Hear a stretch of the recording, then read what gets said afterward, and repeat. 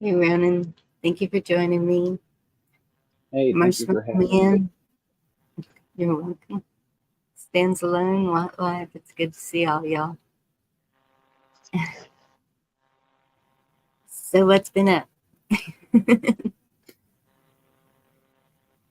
Oh, same old, same old. What's going on with you? Just, um, it's like a spring cleaning around here. I'm trying to stay busy, stay warm. I'm not used to this cold mess stuff. It needs to go back up north where it belongs. Hey, Bruce. Um, Hey, stands alone. Hey, everybody in y'all are, chat. sorry, y'all are used to it up there.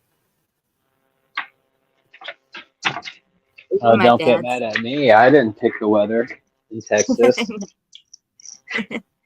even my dad said in Florida it was cold. He said it's time to be a bear, hibernate. I said, yeah, pretty much. And tomorrow it's gonna be 75, and it just blows me away. What they're doing to us is up and down, so everybody's getting sick.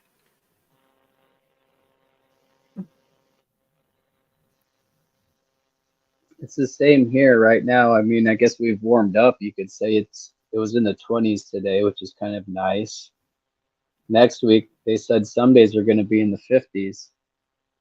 So I was Oh wow. watching Ryan Hall, y'all, his channel, and he was showing a kind of heat wave coming across to my, like, I guess a lot of the country. So I look forward to that warming up. But A it's heat still wave. winter, so we'll get more cold in February and again in March. It'll just go up and down. Yeah. And that's what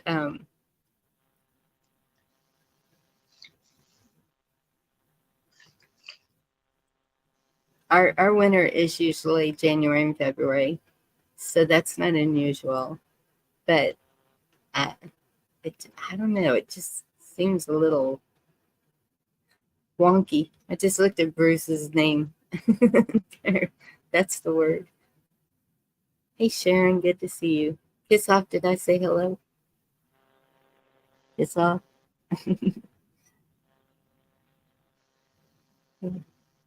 Passing events and strong in its currents. Listeners have been brought to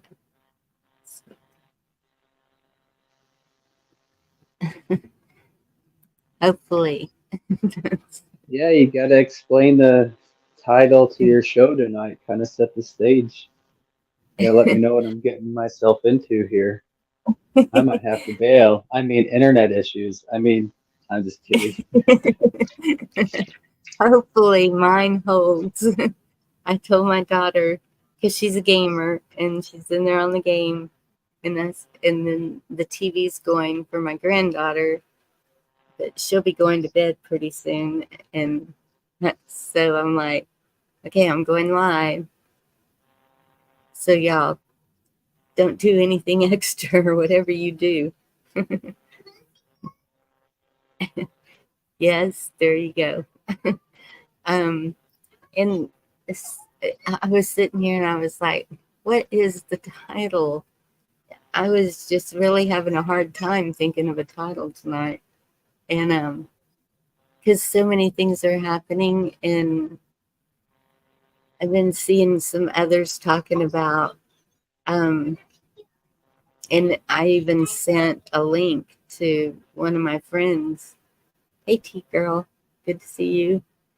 And it's for whatever reason they said the internet will go down in April, and I was like, how do they know this far ahead of time? I don't know.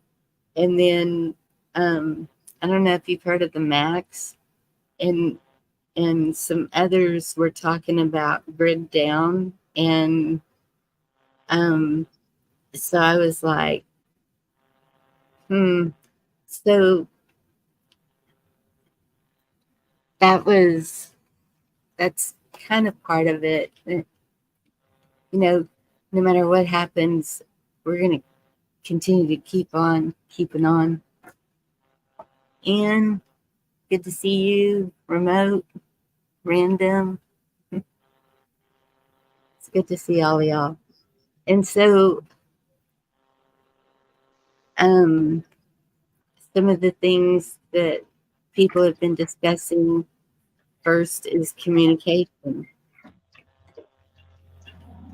I'll tell you right now, I'm going to go ding dong crazy if the internet goes down and I can't talk to y'all. Because this community is like been a lifeline for the past 4 years. It's like, no, I can't lose that. Hey, Benjamin. Yes, we shall overcome remote. I believe that, but I think it's going to be hard. But I've got the board games and I've got books and I've got cards and no, and I have tons of work to do always. So it's not boredom; it's just the communication. And so, um, one of my friends and I were talking about that, and um, she was saying, "Well, at least there's horses around there." And I said, "Yes." And so then I even started thinking further than that, like, um, we know people will get desperate. And I have a lot of ranchers around me and farmers. And so, kind of thinking in the way of, okay, these ranchers have the stuff, the the the beef, and offering to, ride the property lines, or because You're gonna ride um the property lines? is that such an odd concept? I love the way you said that. I'm asking. At that, I'm just, point of clarification. I suppose I'm not making an accusation or a judgment. I'm just, I know. what is that? I'm not from Texas. I don't know what that means. Riding the fence line, like on a four wheeler, on a horse. Like, what do you do on the fence line? Fix it if it's broke, kind of a thing. um hey Indy, good to see you.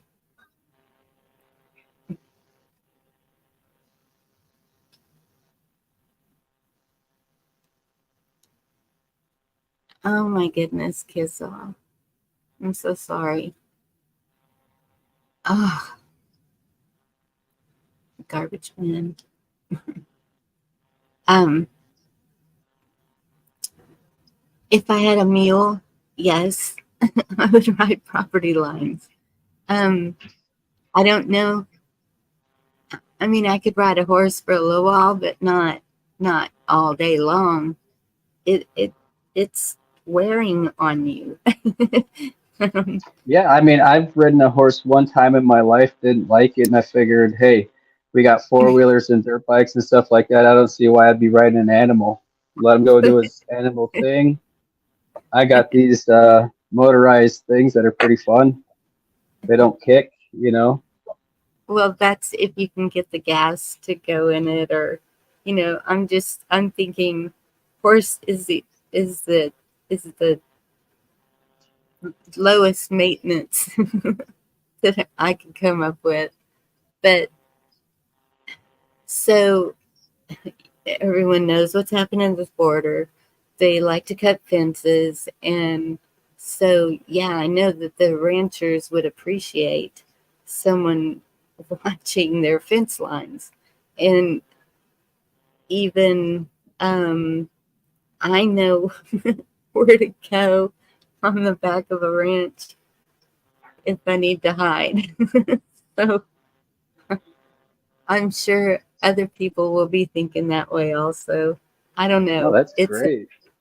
That's a good thing. That's good stuff to know. I mean, like I said, I don't know anything about riding a horse. Uh, Yeah. nor that And do I care to, I guess. But well, um we've done a lot of horseback riding. I mean, I went horseback riding as a kid, and then I made sure that my girls knew how to ride, and the boys didn't have much interest in it like you. They'd rather be on something with a motor, but um, I always enjoyed horseback riding. And so, yeah, that's where my thought went. oh, And I'm sorry. um, we've even talked about smoke signals, making a plan, having a meetup place if need be, especially with family, since the girls have moved out and families kind of spreading out. And so you used to, you just need to think of any ways. I even heard someone say, um, might I learn how to use a telegraph again or Morse code or I don't know. I've heard smoke signals. Um, it just communication is a big one because you want to know what's going on around you or your town. And um, so we were just thinking of things.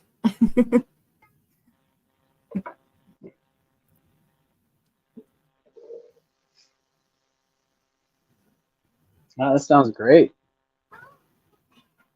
I realized with communication and stuff like that, it's a two-way thing. You would have to have someone to communicate with. You know, ideally, you would have a way to communicate with the immediate people around you. Let's just say, like walkie-talkies, for example, maybe a couple miles. You can talk to everybody on the ranch, and Hey, then also have a way of communicating, you know, with people across the globe in a sense, you know what's going on as far as current events and what the situation is, you know, abroad and throughout the United States, kind of a thing. If that's yeah, Chuck, Watt, there's the link. Indy. Hey, Chrissy Cat.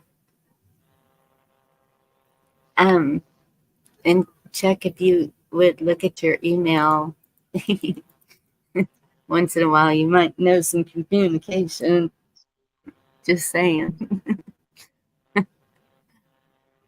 it's a Um, two-way street, right? Communication. Otherwise, you're just talking to yourself, sending up smoke signals, and you got no one on the other end. What good is that?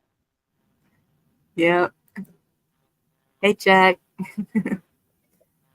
What y'all doing? Just yakking. KY Moon, good to see you. That is a good idea. And that's what I was going to talk about too.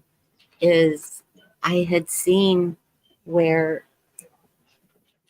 um, back in other times when people haven't been able to communicate using the library in different ways, and you know, I don't know how you would get a title to somebody, but they would have different ways of passing notes and stuff. Let's just say that.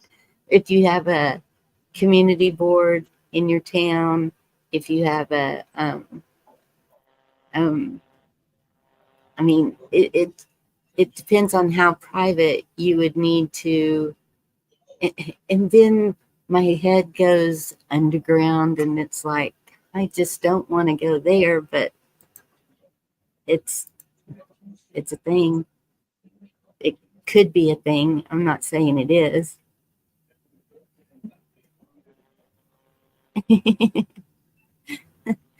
It's cute. You want to hear something stupid I did earlier? I was talking to my son-in-law on the phone. I was outside smoking, so I had a jacket on. Come in the house, took my jacket off, hung it on the chair in the kitchen, come in here in the front room and left the phone in there with him and forgot all about being on the phone. Yeah, that was an old man minute. Where'd you leave the phone? In my jacket pocket and it's hanging on the back of a chair in the kitchen. Oh no. Just left him hanging there, huh? Hold on, let me call him in. Hold on a second. Hi, Wildlife. How are you doing? Good evening, fair lady.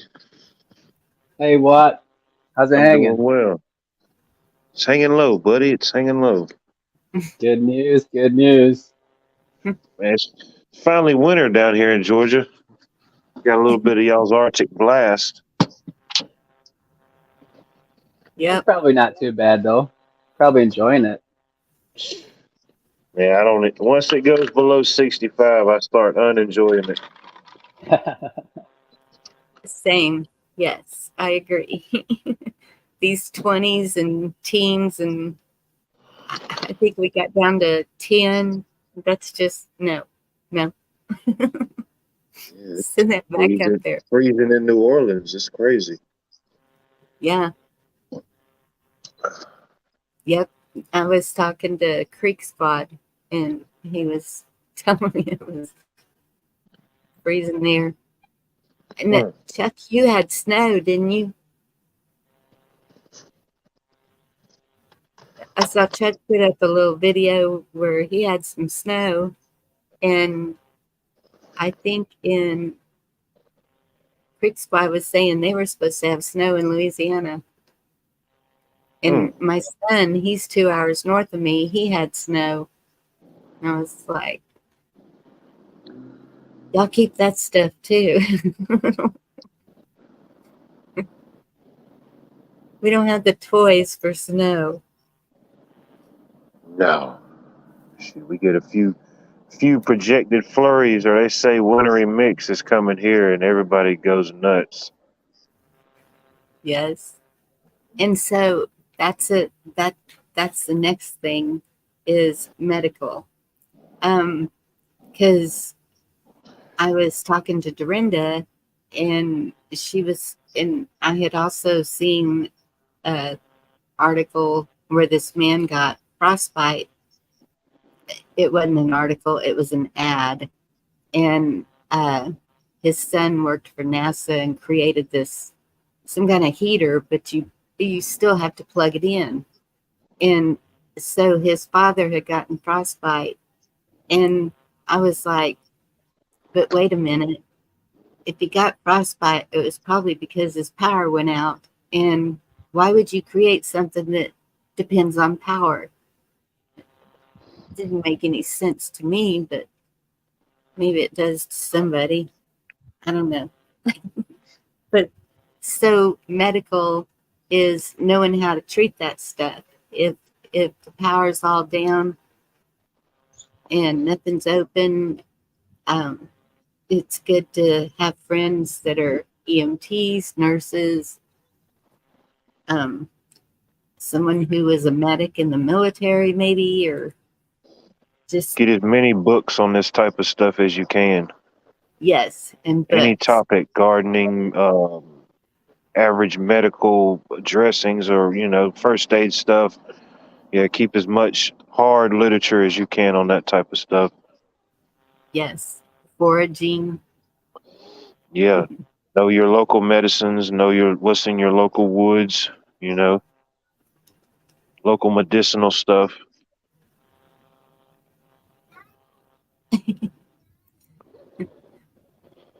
Three dog night. It's cold. Need three dogs in the bed to keep warm.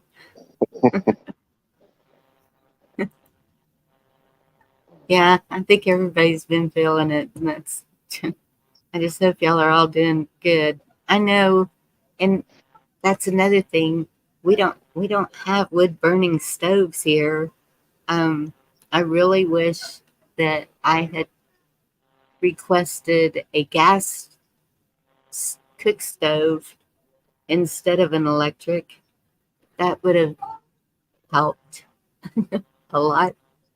Yeah. I have used an oven to heat the house before, That even was, electric. that was a buddy of mine. Had to call me his neighbor woman come over. I didn't know if you made dinner or not. She goes, I made a whole bunch of pork and beans with spam, and you want some? He said, no, I'm sitting here eating pork chops with mashed potatoes and gravy and pinto beans and cornbread. She said, fuck you, and hung up on me. Oh, wow. He said, I'm always cooking a big meal. And he goes, he said he took some pork chops over to her last week. About the same thing. He said he put enough on that plate to feed 4 people. And she'll call him with some weird shit. I made a bunch of ramen. You want some? I don't, maybe she don't know how to cook. Maybe she's sweet on you. Well, he goes, well, she got to learn to cook then. That's what I was going to say. Is he married? She's No. The way to a man's heart is through his stomach. Having pork and beans, though. A little lower. A little lower. I told him that'd be the way he'd get women, feeding them fried pork chops and pinto beans and cornbread and mashed potatoes and mushroom gravy. And Bonnie, they got Uber Eats. I get whatever I want to eat delivered to my door. I love cooking. It's relaxing to me until people start coming or hanging out, looking or trying to cook around me or get something around me. Yeah. Yeah. And, well, that's one of the things that I got me, but I only got one. So everybody else is out of luck. But I do have gloves. I have a lot of pairs of gloves, but I got me one of those little hand warmers because I'm telling y'all, Snowmageddon, that just showed me. And so I had my water running. My mama didn't, so she's been out there without water, and she didn't have any water stocked up. So we took her some cases of water, and then her TV went out, so she was going a little nuts. Yeah, he told me his water, he didn't run it over, so it's barely got a trickle. And he said 2 days ago, before that cold hit, his daughter was over there, and she seen he had like 20, 30 gallons of jugs of water over. She said, Daddy, you need to do something. All that water, that looks tacky.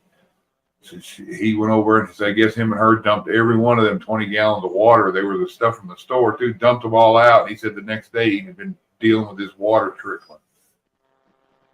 Wow. He goes, I'm gonna get my water back, and he goes, I don't care if it looks tacky. Yeah, Right. that's my granddaughter went out there today, so the city had put out a notice telling everybody on Facebook to if your water did freeze up, to shut the water off at the main, and it would help to keep the pipes from busting once it came on or once it thawed, whatever. And so my granddaughter went out and she did that for my mom. And then she was going to go out this evening and turn it back on, since tomorrow it's going to be 75. But it's still getting down to freezing tonight.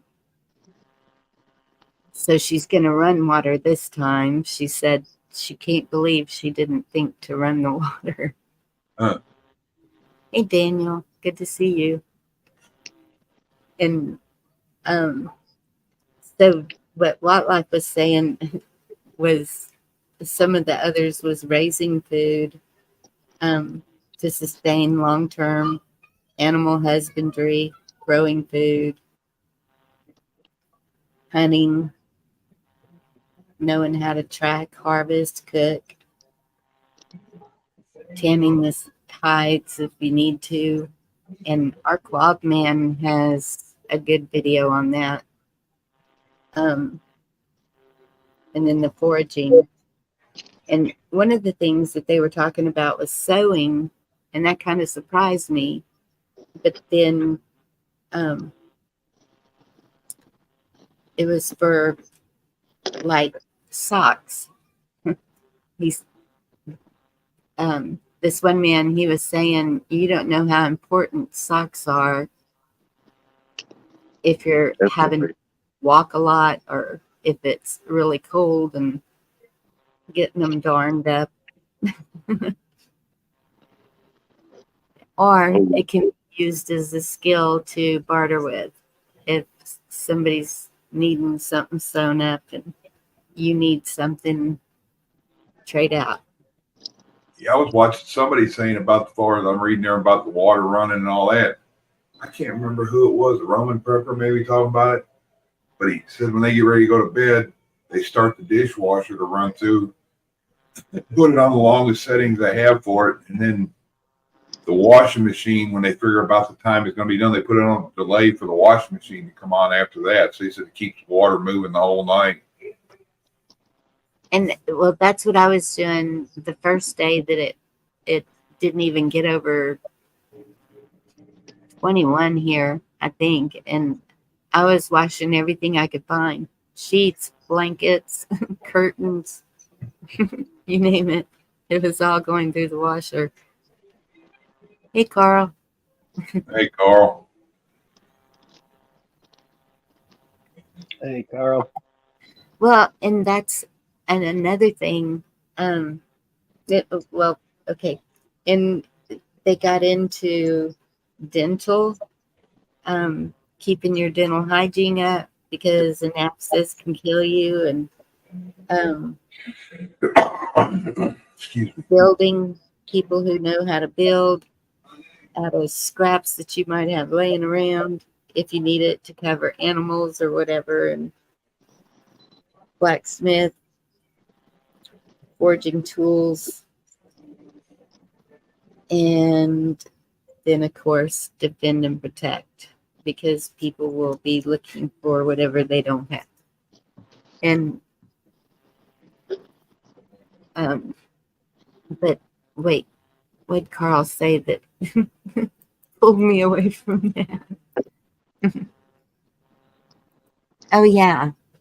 So I think today was the last day that Davos, is that how you say it? The thing they go to the yearly meeting. where the world leaders meet up, and of Yeah. course their main topic, they said, was going to be climate change. And I don't know if y'all remember, but it was like a year or so ago, when they were talking about global warming. And I said, that's funny because I just read an article where these scientists, or whatever they are that keeps track of that, had said that the earth was actually 1 degree cooler. And so then whenever all this freeze and everything came, I'm like, no, we're going into the ice age. There's no global warming. I don't know. And then the extreme heat in the summer, but we know how it's all happening. Yeah, I agree with somebody what they said the other day I was watching. I said that they think humans will be extinct way before global warming does anything. Yeah. Yeah, I agree with that. Yep. You get idiots like we got in office over there that want to poke at everybody around and see what kind of shit they can stir up. Hey, meat puppets. You need Pappy. And Pappy, I don't, and y'all can check with your water companies, but our water company is willing to work with people on their bill because of having to run water. And I know, I said it the other night, I've heard a lot of predictions that the end of January is going to be worse and longer. And so between now and then is the time to get prepared for anything that, Brown out. Yep. yep. Yeah, and ERCOT put out a warning already for us. Did you get that, Chuck? I'm on SWEPCO up here, ERCOT's are grid. Huh? ERCOT's are grid. Oh, you're on Louisiana's grid. Yep. And they're gonna bow to it. I know they will. All them dim tars over there. I'm losing y'all.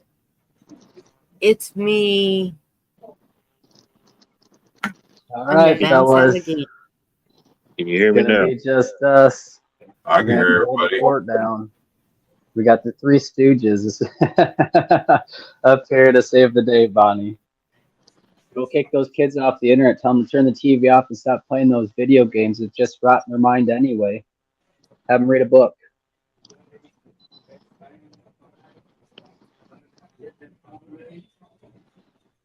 Did we lose them? Tell I them think all so. what to do with the toys God gave them.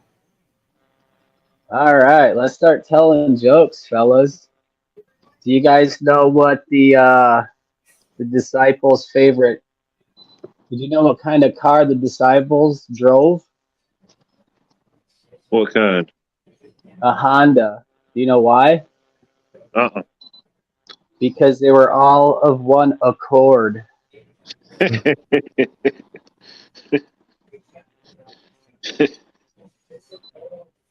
Only one joke like that I could say that's religious. In fact, it's kind of pissed a lot of people off.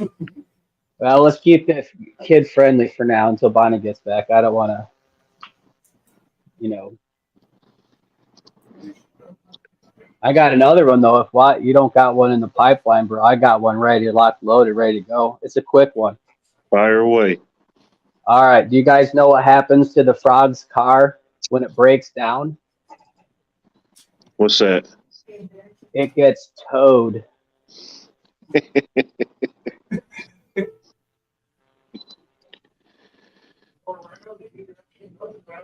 gotta laugh a little bit. You know what I mean? Yeah. We get serious a lot of times, and we worry about the weather, and it's always changing. It gets cold today; it'll be different tomorrow. It'd be weird if it was always the same. It's kind of like a Mexican restaurant. The weather, chilly today, hot tamale. There you go. Now we're talking.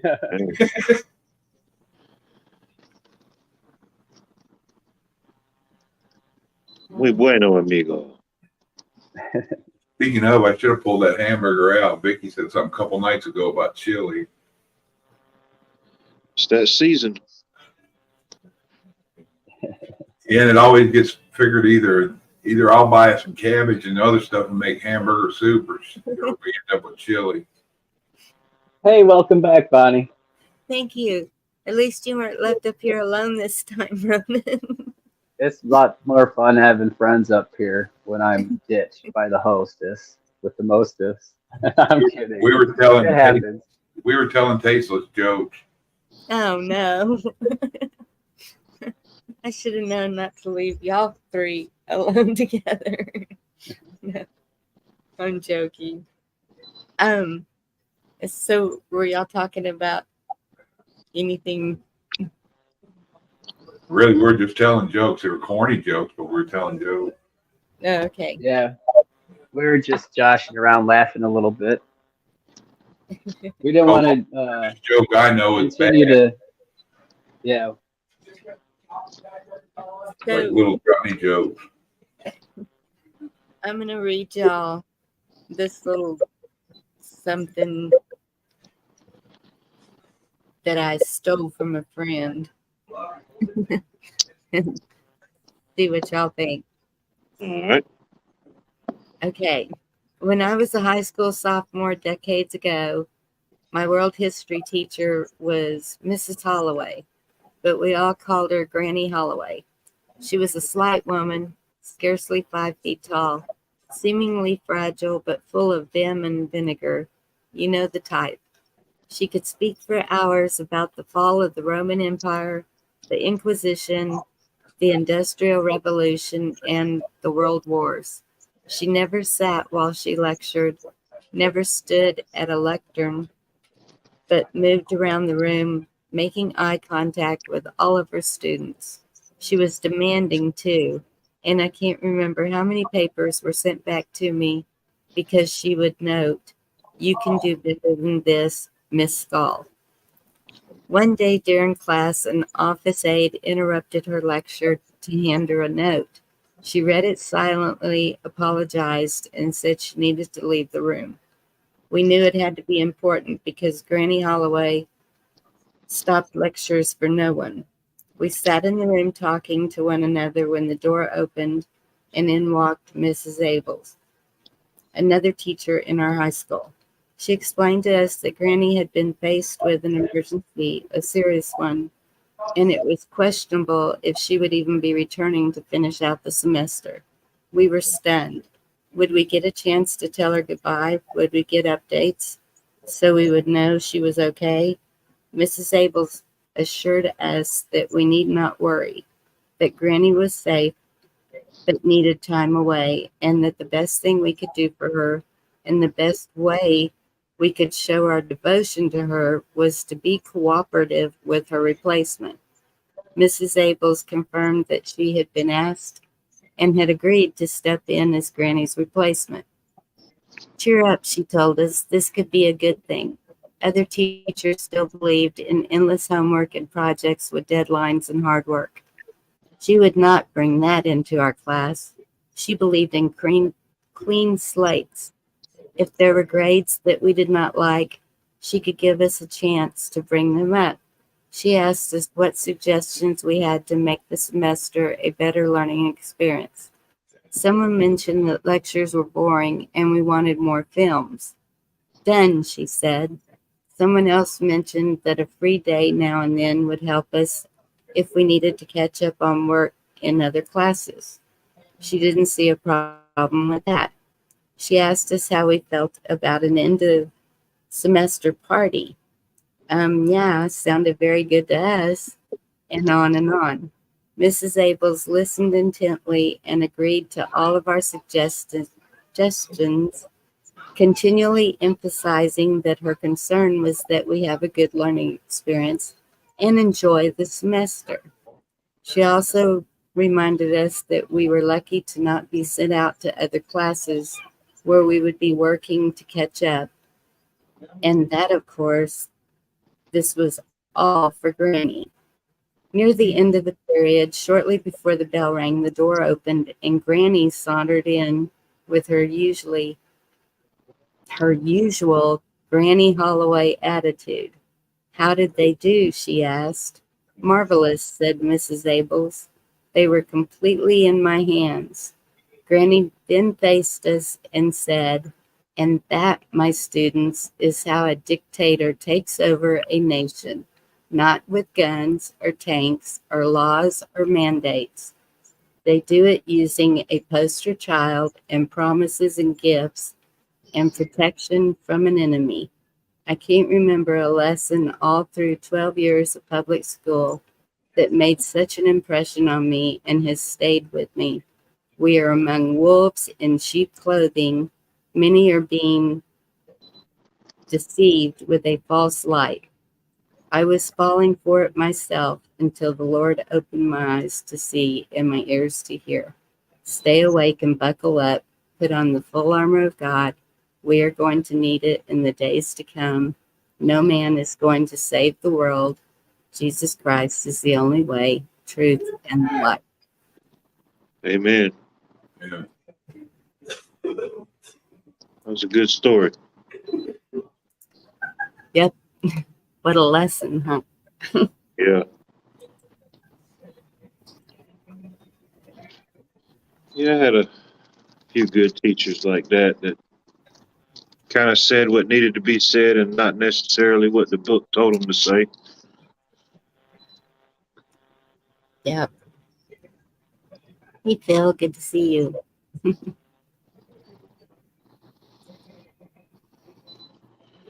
And there are still some good ones, but they definitely don't make them like Granny no more. No. That was a pretty good trick she played on him, too.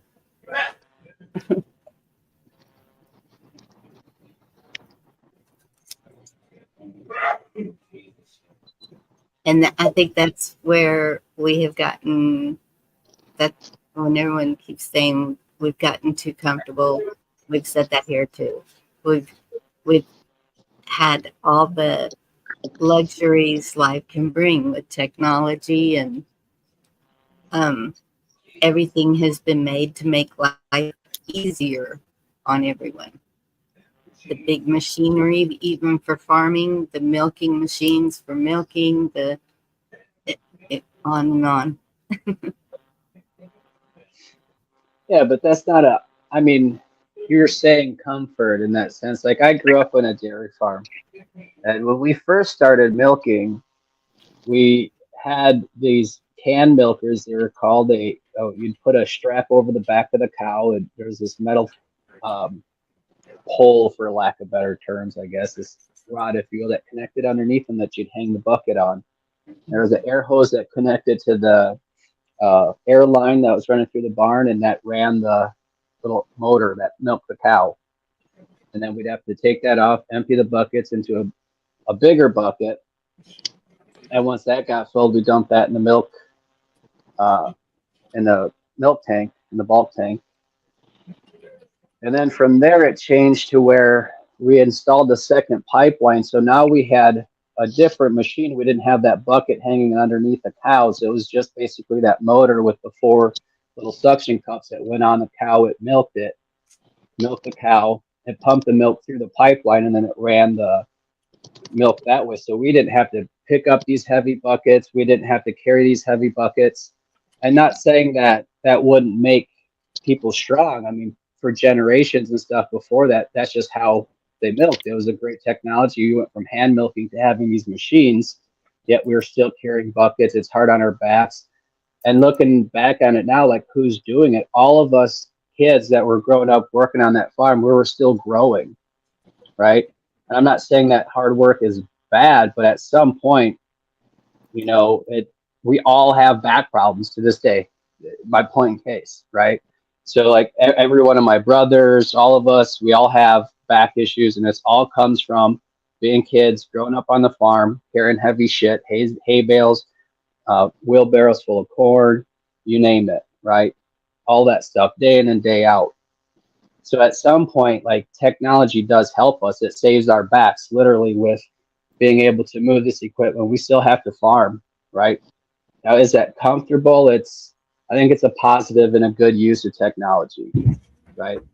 I think the part of the technology that we allow to degrade a society is unfortunately what this is, social media, right?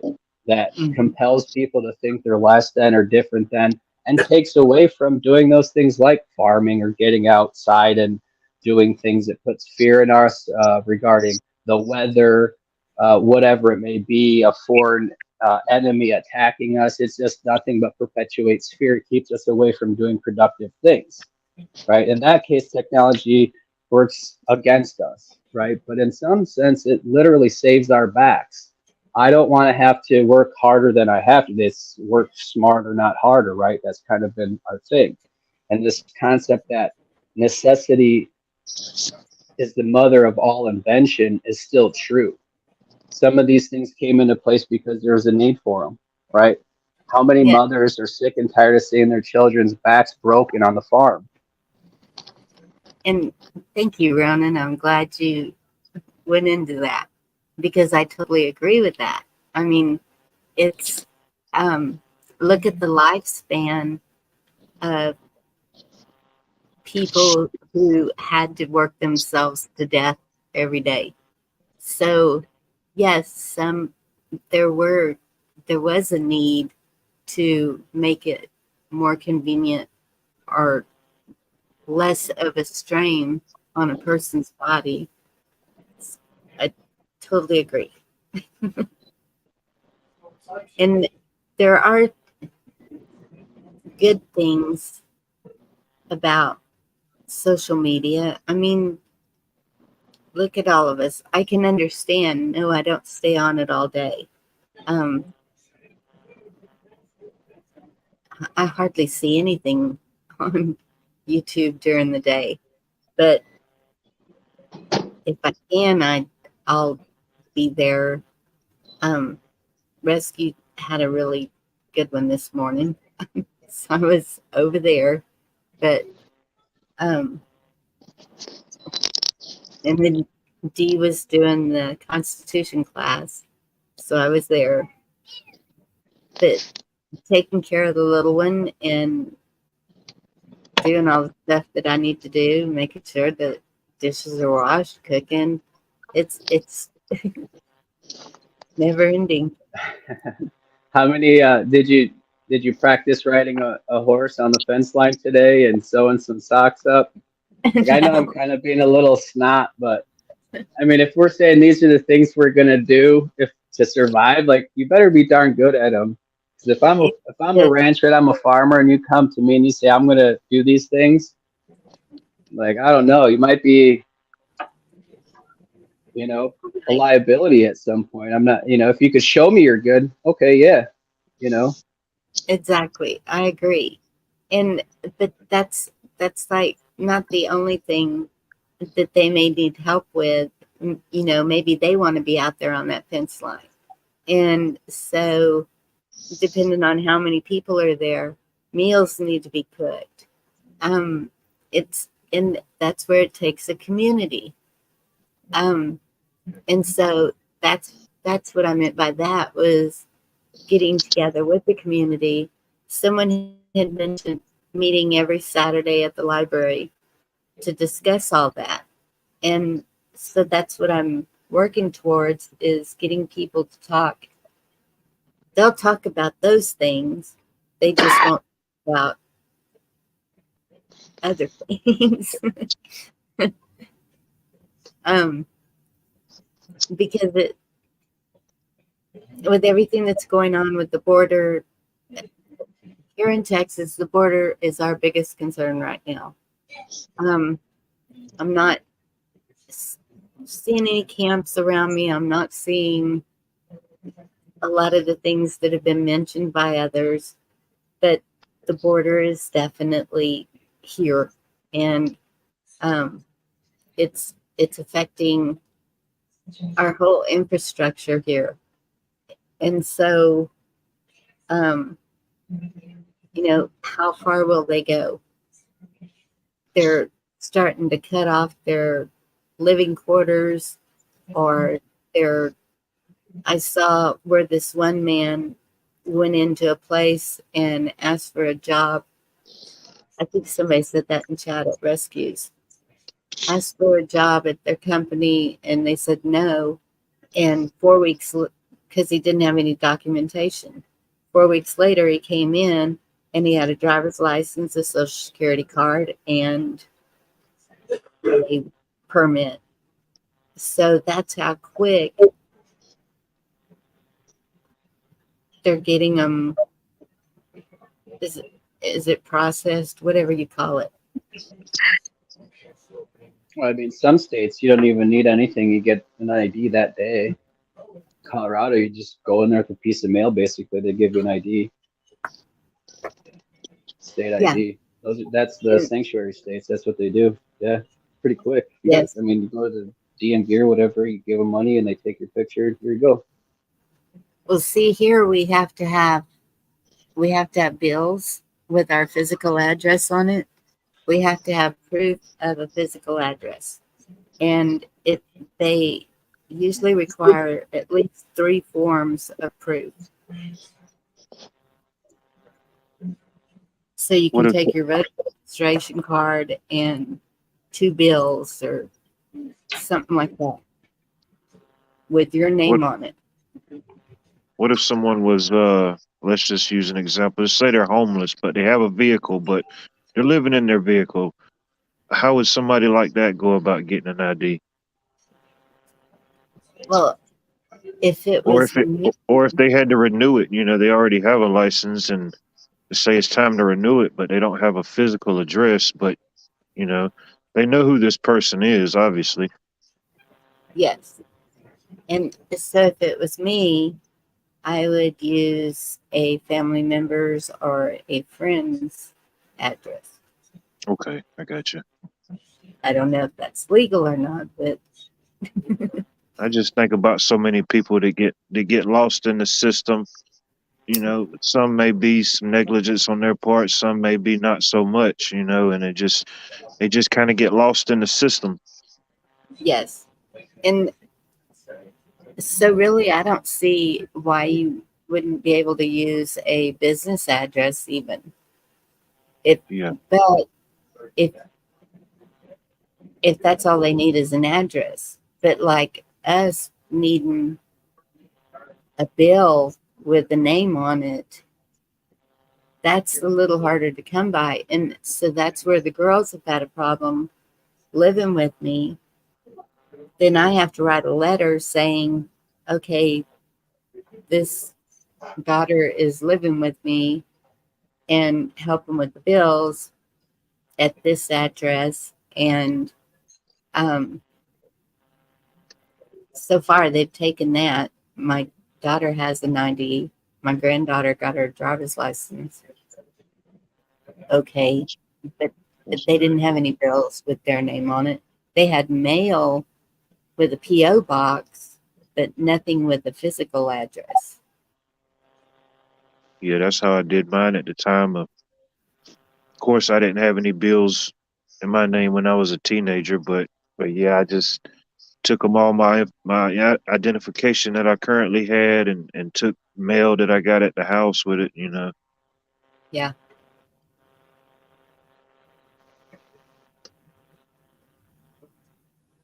Yeah. It's,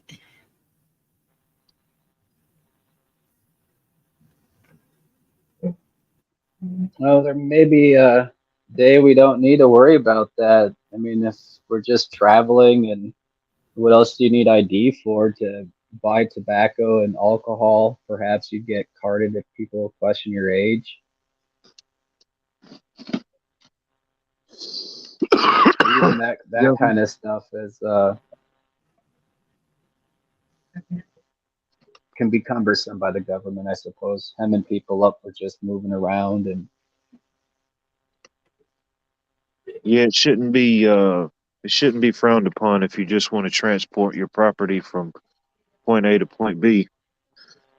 mhm. And that's where learning the Constitution, um,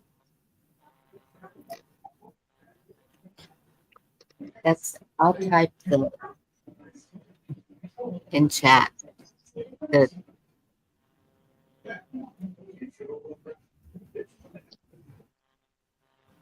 National Assembly.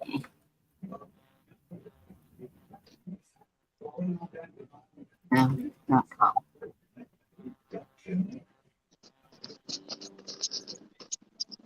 I'll go there, look up your state, and see if there is one, What's that? an assembly, and just see if you can get on an assembly call and see what they say. It's and it for me, it's more learning how the forefathers intended for this to be, and um, so moving forward, okay, no matter who wins, if there is an election, it's going to be chaos. It's going to be total chaos. They're going to go nuts. That's all I can see coming. And it just somehow, some way, it just seems like it needs to be a clean slate, and the states do the states, and then we figure everything else out like it's supposed to be. Um, I don't know. kind of like that now, though. I mean, look at what we just talked about with like the sanctuary states and stuff. They are doing stuff differently. Roe v. Wade went back to the states. You know, each state's implementing their own laws, and we're saying Yeah, that that's kind of creating some friction, right? Because now we have states that are receiving the Yeah. migrants, if you will, and then you have states that are making laws and deploying the National Guard and protecting the border against them. So that's as we see, like when we leave that. I'm just saying, like this is what I see it as. I don't know if this is what's happening, but it seems like dividing that power up back into the states is kind of either being used to create friction or just in nature itself is creating friction. If birds of a feather flocking together, you have people migrating and moving throughout the states and moving in around people that are like-minded one way or another, you're going to have this friction, right, between states. Well, I don't think it would be a friction between states. I just think that, and I have seen everyone has the right to relocate to another state if they want to. And so, um, that's if your state's getting to where it's too controlling or whatever's going on, then I'd be willing to pack up and move to another state if I needed to. And 4 years ago, I never would have ever said that. Texas is my blood. It's just, we have been here for too long. But because of what they've allowed to happen to our border and what it's doing to our state, I'm furious. There's nothing I can do about it. Not me alone. And so the thought of moving to another state has crossed my mind now.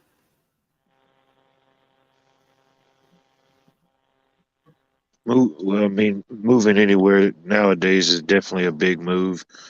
You know, it's so much to consider now, just beyond, or is your family near, Yes. Um, And that's the thing is, but my family's kind of been like that already anyway. My dad, he was in Japan for 15 years and then he was in Turkey for 15 years. He's a civil engineer and I guess he's contracted with the military. Somehow he's always near a base. And then my brother, he's an engineer in California. And so everybody's always been spread out anyway. So, um, I don't know. I mean, I could see, I have 6 kids. I could see 2 going with me if I decided to relocate. But yeah, if you're building a community and trying to get family closer together, that would make it difficult. do you have any areas in mind, or are you just brainstorming right now? um, just brain, just brainstorming mostly. Um, I like the beach, and so East Coast, lower East Coast has crossed my mind. Um, I may be biased because I live here, but I think the lower East Coast is a very beautiful part of the country. the pictures that I've seen, it is absolutely. I cannot believe the plants that just grow wild there that I have babied and tried to get to grow here. But and then I loved Kentucky when I visited there. It is just beautiful too. And I Oh know yeah, that there's a lot of beautiful states. I've heard people say the Ozarks are the place to go. It's just I don't know. I'm not a mountain person, so I can't imagine living in the mountains. I'm more beach, as you can tell by my background and everything. oh And yeah. so hilarious too. Asked, what do we need a federal government for if our states are functioning? And that's a good question that I have asked actually. Um, I wish I'd have moved in Appalachians 20, 30 years ago.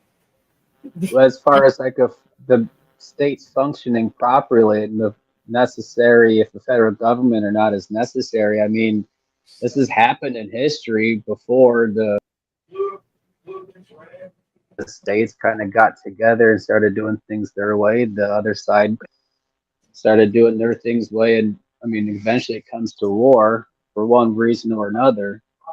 I would say if you guys like the way things are right now, I can't believe like at any level I'd be advocating for the federal government, but I do believe there is a role for them. I think that they're not functioning properly, and that's part of the problem. But for example, the border, we do need to be able to protect this land, all of it.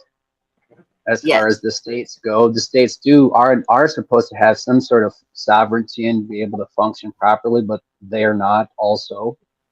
You know, for example, even, you know, Roe v. Wade, the whole reason it came about and was presented before the Supreme Court, that's just something that's come up here recently in history. So I think it's a good example. Originally, it came up because, for example, if a woman had an abortion in a state where it was legal and then goes back to her home state where it's illegal, she could face prosecution. The Supreme Court sees cases between, you know, between states in matters of the Constitution. Abortion isn't mentioned in the Constitution, it's not talked about, but the states suing the states and having that friction between themselves is how it was presented before the Supreme Court. At that time, they ruled how they did. They changed it now. That's how the system was supposed to work. It's supposed to be flexible, slow moving on purpose, but always changing in that sense, right? Right. So then now we're seeing that again. So it's the states aren't functioning properly. Like, what would it functioning properly look like in that situation? Well, you'd allow a citizen, if they're here on this land and they leave and do business on another land and then come back, do you have jurisdiction over that person? Are you saying they're yours? They're your property? They're your chattel? In a sense, that's kind of what happened. And maybe will happen again. We'll see. History repeats itself. It's interesting that way, but Well, that's the problem is, okay, when the Constitution was first written, how many amendments were there? It was 14, wasn't it? I don't know. And so they I kept, know the Bill of Rights is the first 10. Those the Yeah. everyone's favorite, you know, the right. first 10. But they keep adding to it. Yeah, the Bill of Rights were the first 10, and I think we're up to like 27, 28 now total. Yes. And so each state has a state constitution also. You'll need to look into your state's constitution and see what it says and see what they've done to it. But every Because state constitution has a supremacy clause to the United States Constitution, that anything in that state constitution won't go against the federal government's constitution. Every time they let them go into it, they mess it up more. yes. Figured. And so that's where your state's legislatures and all of that need to, we need to pay closer attention and make checks on them. You know, check what they're doing. They've got websites right now. We have access to that. We can see what's going on and we can call and say, I'm sorry, this is my grievance and this is what I don't agree with. And if enough people do that, they're going to pay attention eventually, I would think. But it's gotten to the point where, so the federal government, what I was told, is for foreign trade, and I'm not. So it's Yeah. like it's become And a at that time, corporate. they had the Navy. They had to form a Navy to protect their borders. That's in that too. They addressed all the grievances they had towards the king in that other document, right? So they're saying the king couldn't protect our borders, didn't care to. We've been getting pillaged and screwed over by all kinds of people. So we're going to do that now, right?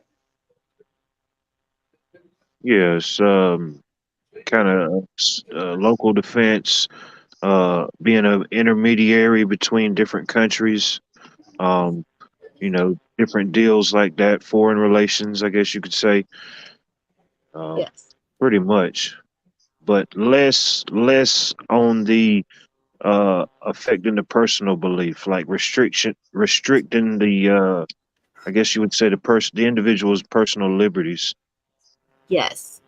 And not so that's, much. there's so many things that I can see that they have their nose in, that they have no business.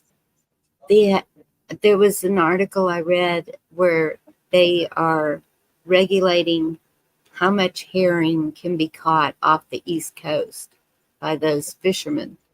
And so the justices, and that's another big issue, is the Supreme Court up there. But the justices have decided to start working these smaller cases, and the fisherman is one of them. That's how I was reading it. Mm. And but for the Supreme Court to decide all things, like even Roe versus Wade, why would that even go to the Supreme Court? Why would these fishermen even have Well, it's like I said, the Roe v. Wade went to the Supreme Court because it was a dispute between states. That's why. As far as the fisherman thing, I don't know. It could be a similar situation where if that's a waters that extends across several states and it's a dispute between those states where one state might have a regulation that contradicts the other or whatever it may be, and then the states start suing each other. Those are disputed before the Supreme Court, right? You know what it all is? It's imaginary disagreements. that's a way to put it. Yeah. I And But disagree the for an peaceful, it's imaginary the other option is to go to war. We'd have states going to war again, and fighting each other, right? We definitely don't need No, to do that. They got no. us right. fighting So they amongst say, us ourselves enough as it is. You know how they well, solve that yeah, too? Instead of all these people fighting each other because of what one idiot or two idiots do, grab these two people, put them in there kind of like Thunderdome. Two men enter, one man leads. Y'all got a problem? You ain't gonna drag everybody into it. You two get in there and fix this. well, what other way are you going to settle disputes between states then, right? You have to have a court of some kind, or they're going kinetic, right? They're going to say, well, our military is bigger than yours. We've been investing in less in infrastructure, more in military. You've been investing more in infrastructure, less in military. We're just going to take you over. You're going to be, my state now. So we said, well, we can't do things that way. We'll just end up killing each other. So we have to have some kind of dispute resolution. And it's all supposedly, allegedly, checks and balances where one's supposed to keep an eye on the other. And now we live in a world where they're all the same wolves in sheep's clothing, if you will. But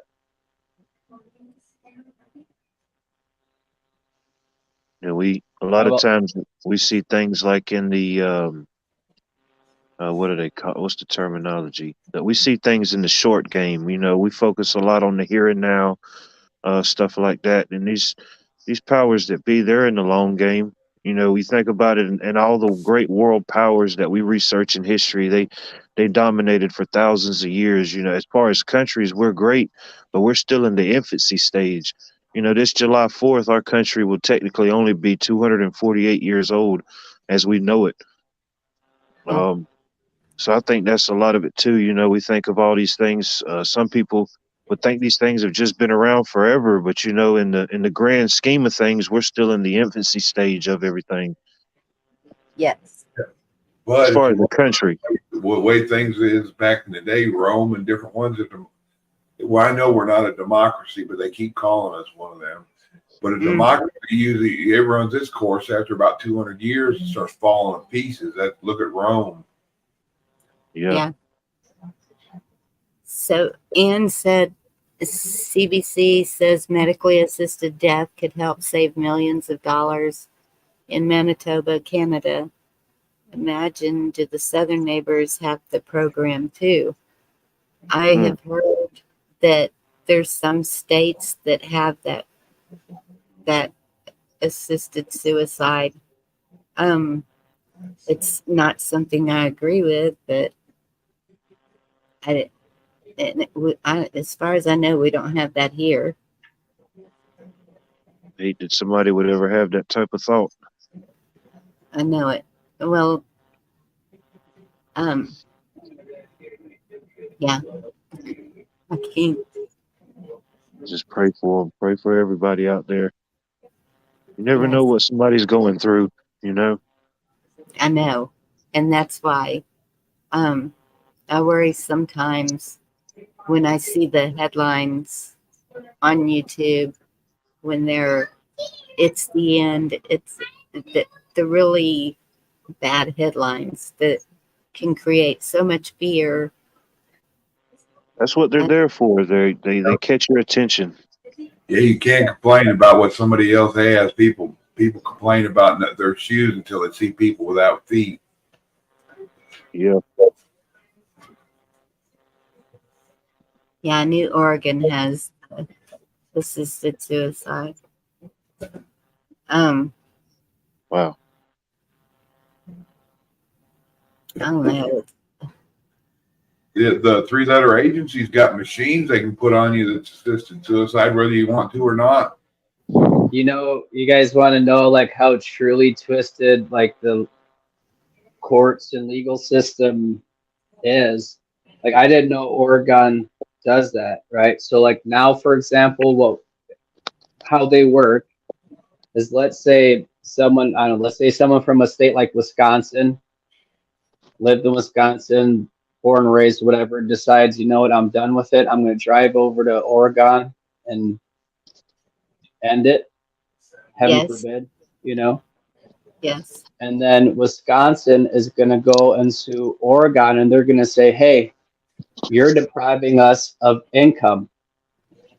This, our citizen, would have been living here, would have been doing something. Even if you're not producing and you're on the system, you're still of value, right? That's how they make their money. The reality is, we all know it. There's the bonds they're trading on the market. So being alive and being complacent with them does have value.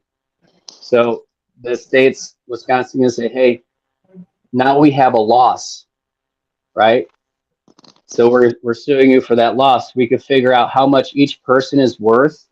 Like, so for every one of our citizens that goes to your state, we're suing them for this X amount of dollars, depending on what they do in society, maybe more, maybe less.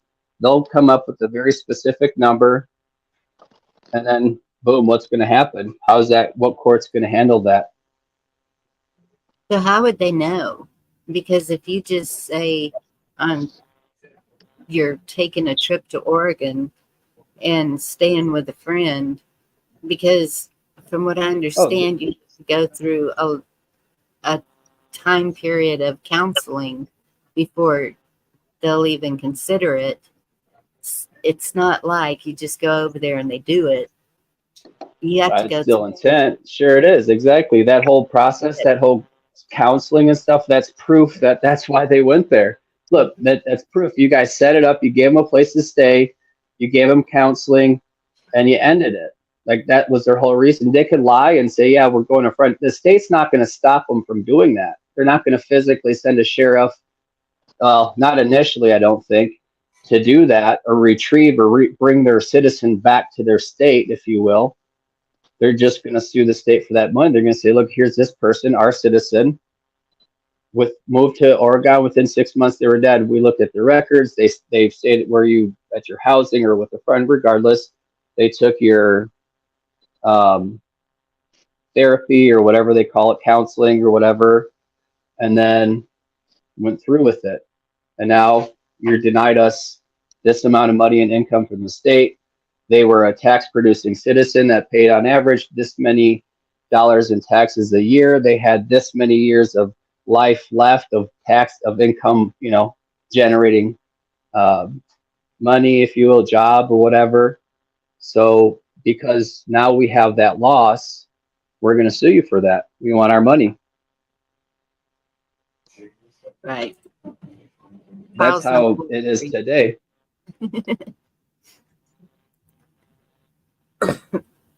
So the slave system. Pretty much. I mean, that's what we've been living in. I don't know where, Right. you know. The shackles come off our hands and feet. They just put them on our minds and heart now. Attempt to, anyway. Yes. And that's where we take a stand. That's where we don't comply.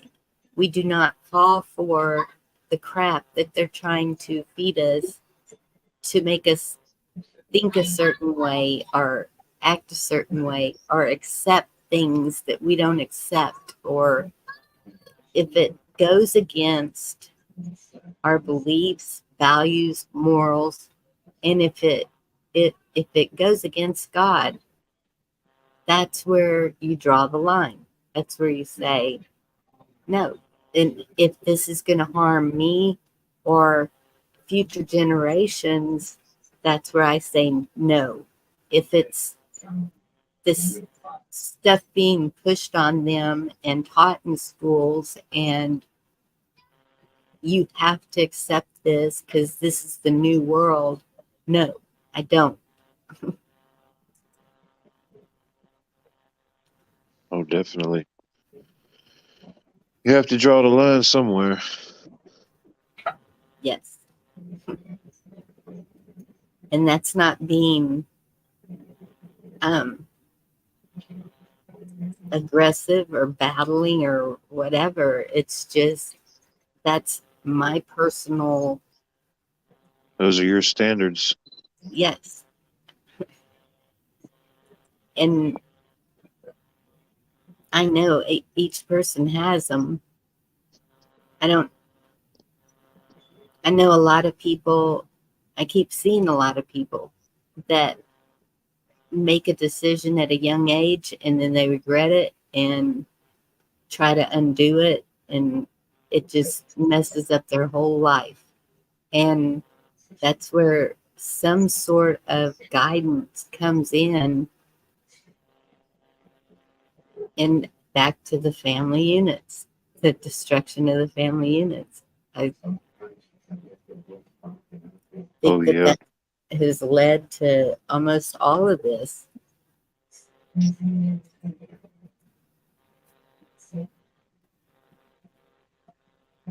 Yeah, they want people to not have any value in themselves, to just accept whatever value is assigned to you by, you know, the corporation or whatever, I guess you want to call it, the evil aspect of the world we live in. The truth is, everybody does have value regardless of who you are, what you think you are. It doesn't matter. You're here, you have breath, you have value. And that's something that, you know, you may need to tell yourself, but they don't want you to know that. You know what I mean? They want you to think less. They want you to think less of yourself, to keep you depressed, to keep you underneath the dark cloud. And you have to force yourself out of that sometimes. You have to get some sunlight, do a little bit of something to feel productive, and see that value in yourself.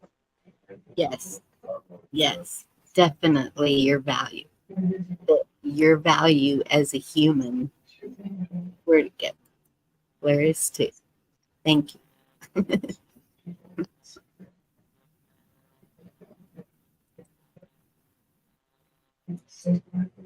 Yeah.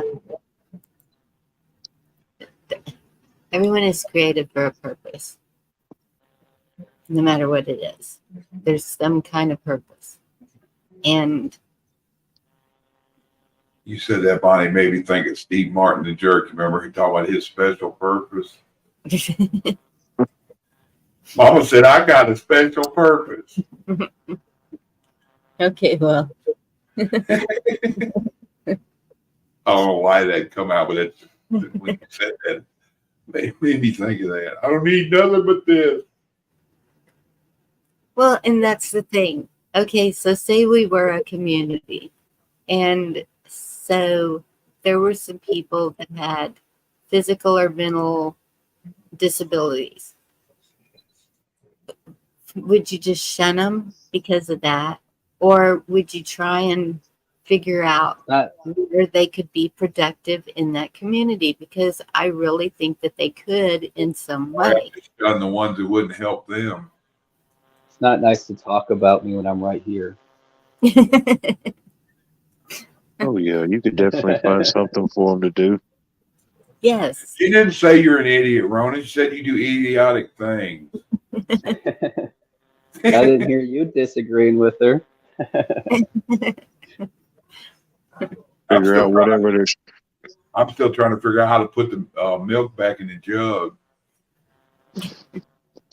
I need to be excused for a second. Y'all try to be good. Dirty joke time. Start the Benny Hill music. I think if you have a good attitude, there's a place for you. I think that's what it comes down to. I don't think anything else really matters. Whatever situation or however you present yourself is more important than what you're able to do or not do or any of that. I think if you have a positive attitude, you'll always get further, and regardless of the situation you're in. Yeah, Carl. They either clean the glass real good or they make good for their slobber makes good tin. Okay, I have to comment on that. But they still need the encouragement to realize that they can do something. That the encouragement to have that good attitude, right? I mean, a lot of people do. Oh I yeah, you think a got to lot of figure people out what get. their strengths are. Sorry, what? Yeah, I wouldn't shun the slow people. I would shun the ones that made fun of them or tried to exile them. At least the special needs people, they mean well. If somebody doesn't mean well, then they're going to find things to tear everybody apart sooner or later.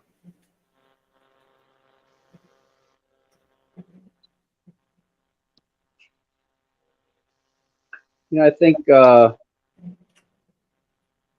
people like if they come to be part of a community, or how Bonnie's kind of put the situation, if you will. You're also part of something too at that point. It's not just yourself, so you appreciate that, right? If we're digging a trench today, we're digging a trench today, type of a thing. If we're getting wood today, we're getting wood today, kind of a thing. You do what you can, and if all you can do is sit in this window and watch out and see if anyone comes over that hill and ring the bell when they do, or whatever the hell it is, then hey, God bless you. That's what you're there for.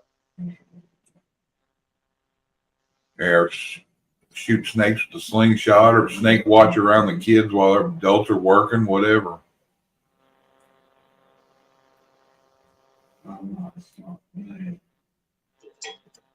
I don't know if it'll ever come to that, to be honest with you. I think a lot of times our imagination gets the best of us, but it's in us to take care of those, like that's what makes us men, I suppose. We take care of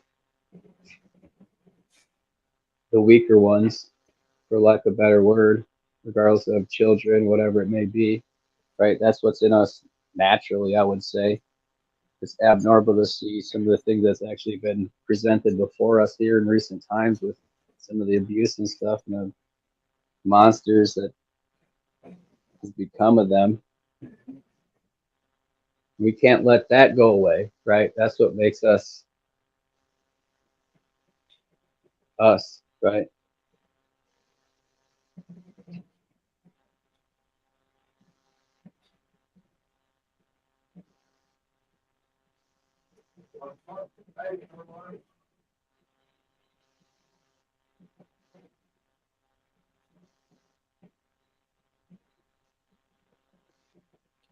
I know Bonnie was talking.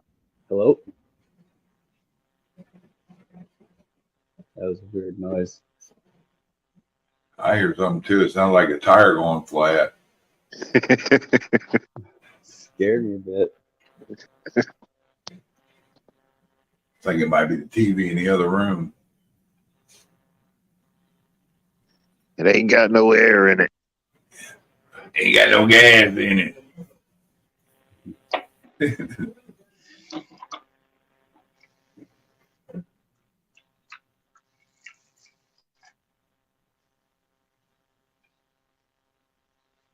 You know, they say, man builds a house, a woman makes it a home.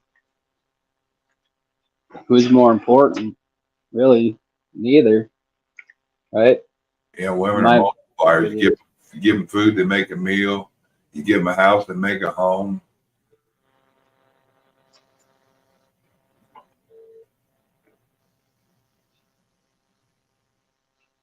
Yeah, Carl, I think this already starting off to be a bad year to stop huffing glue. Nobody will catch the pun out of that unless they've seen the old airplane movies.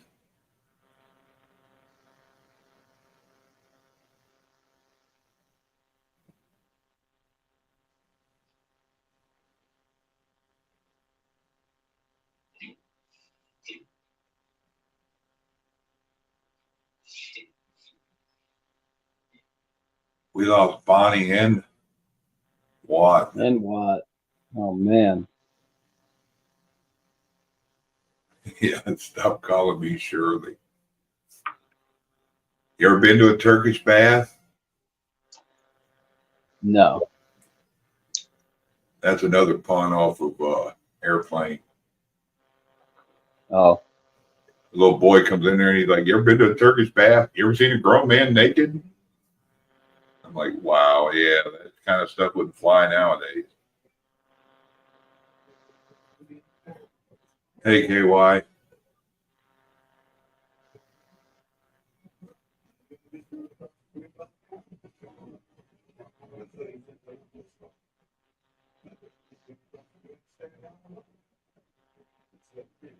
And it's either that or some of our new neighbors coming across the border got money and bought it.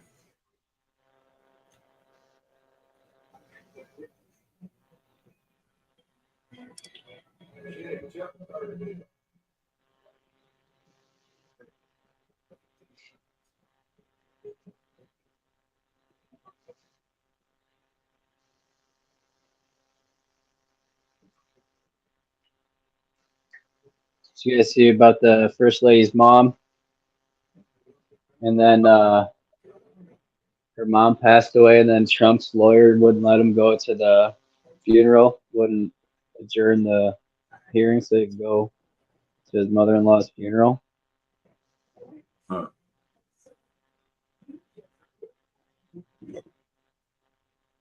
That's cold, man. That's cold. Yeah, KY Moon. That's a perfectly good $5 hand cart.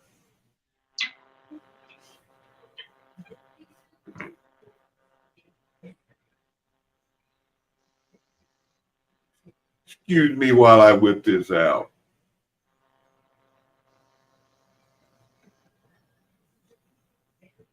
That's old Blazing Saddles. I don't know if you ever saw that either, Ronan.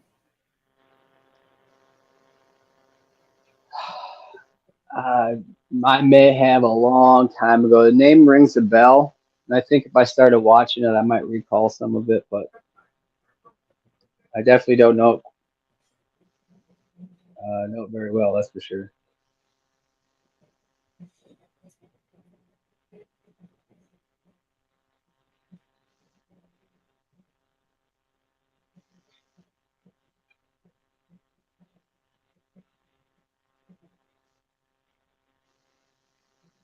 My internet keeps buffering now too. Y'all having issues? I don't think I am. I hear you pretty good. No, it's okay. It just suddenly And, pops up in the middle of StreamYard. It'll start doing that circle spinning shit.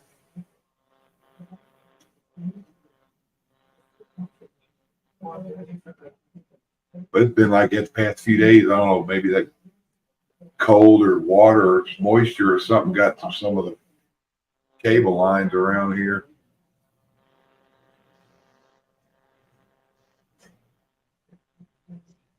I'm on my phone, so that could be why I use the cellular device.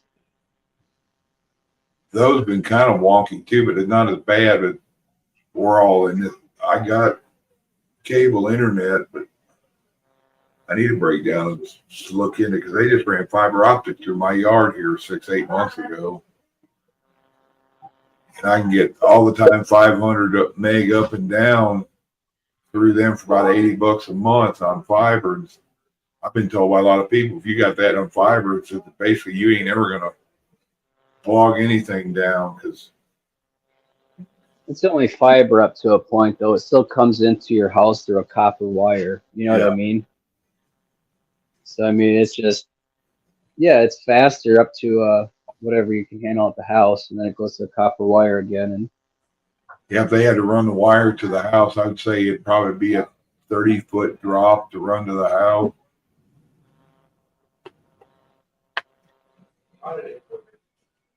Sorry, I left y'all so long.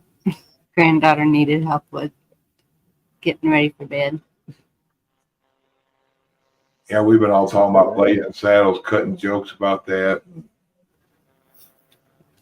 I forget what else. I heard you mention Airplane. Is that the one where he's sweating bullets? Yeah, he's up there talking. I picked a bad time to stop huffing glue. Yeah. Bad time to stop taking cold medicine. That's kind of the way I looked the one time I flew. I don't typically sweat, but all the people around me had their little air vents pointed at me because I was flipped out. It was bad. Yeah, and put you a hot wire around the top of it too, so any of them get any ideas, they get lit up.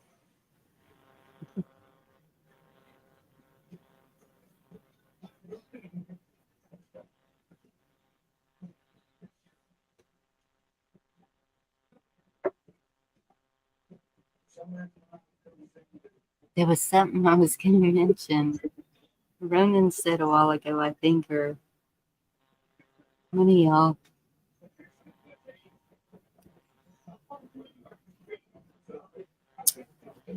We were talking about Trump and couldn't go to the funeral. Two girls said the judge ordered that, not the lawyer. Huh. yeah, he wouldn't adjourn for the day. So it can go.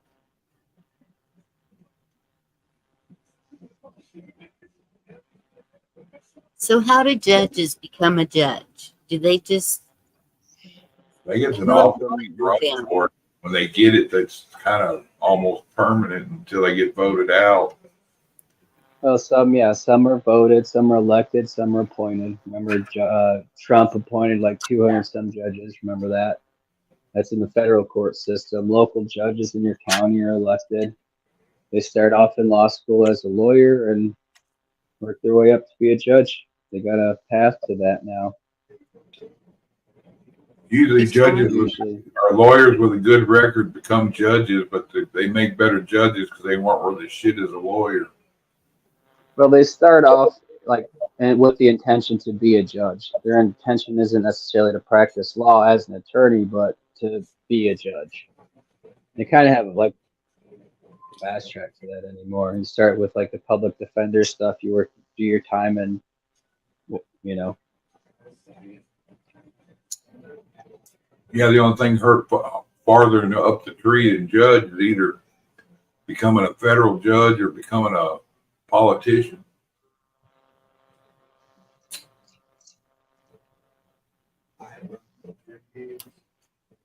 Well, if I had to go to court for anything, I would request a jury. Yep, Sean, as long as they got the Bar Association attached to them, they're compromised. Yeah.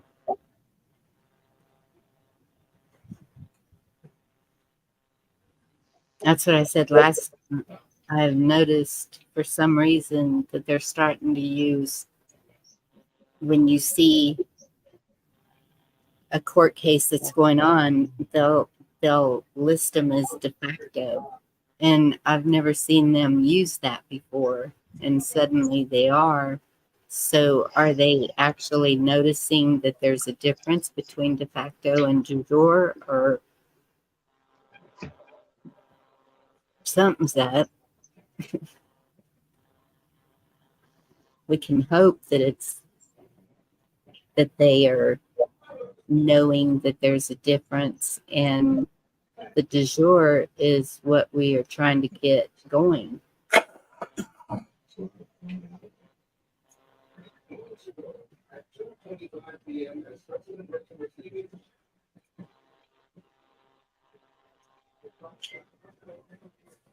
You know, when I think of bar association, I think of the same three places that have the phallic symbol like we got in D.C., Vatican and England, and the bar association's tied into all that corruption. Yeah, British Accredited Registry. That's what that stands for, yeah. But you don't have to get a bar card. You can go to law school and start practicing law without that. Typically, the state you graduated, you can practice law in that state. And then you could practice law in federal court. Well, I guess it does kind of depend on the state. I know, like in Wisconsin, when you graduate from law school, from them, you could practice there without having to get a bar card. Chuck, can you pull that up? I know if I go clicking buttons, I'm going to mess up. Let me see if it works. Several versions removed, DC. That's interesting.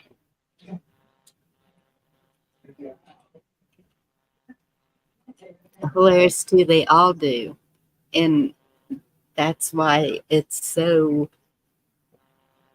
disturbing that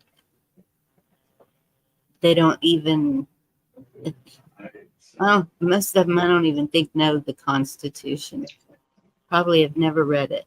I don't know. But they sure don't honor that oath. They learn it in law school. The I Constitution. mean, for whatever.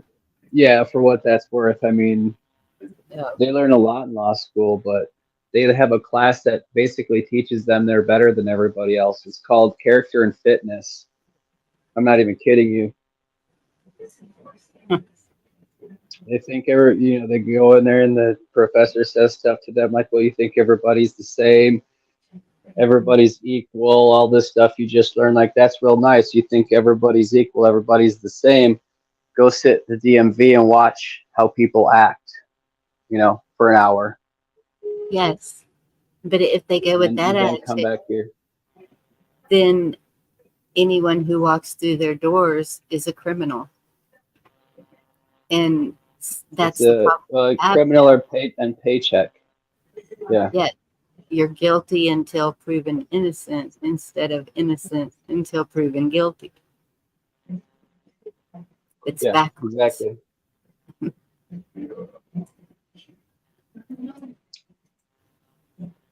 I pulled it up. First thing it did, it popped into DC, popped up there. So, not sure. Oh, it did. Okay.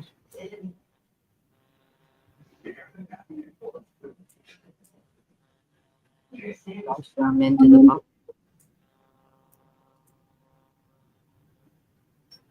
Yeah, just y'all check out the assembly page and see what you think. I mean, it explains a lot of things. There's some videos you can watch.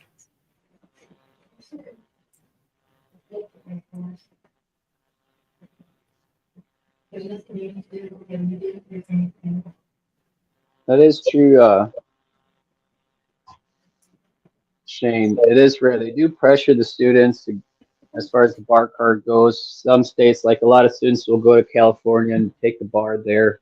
Once they do that, they can practice in multiple states. I think New York is the same thing.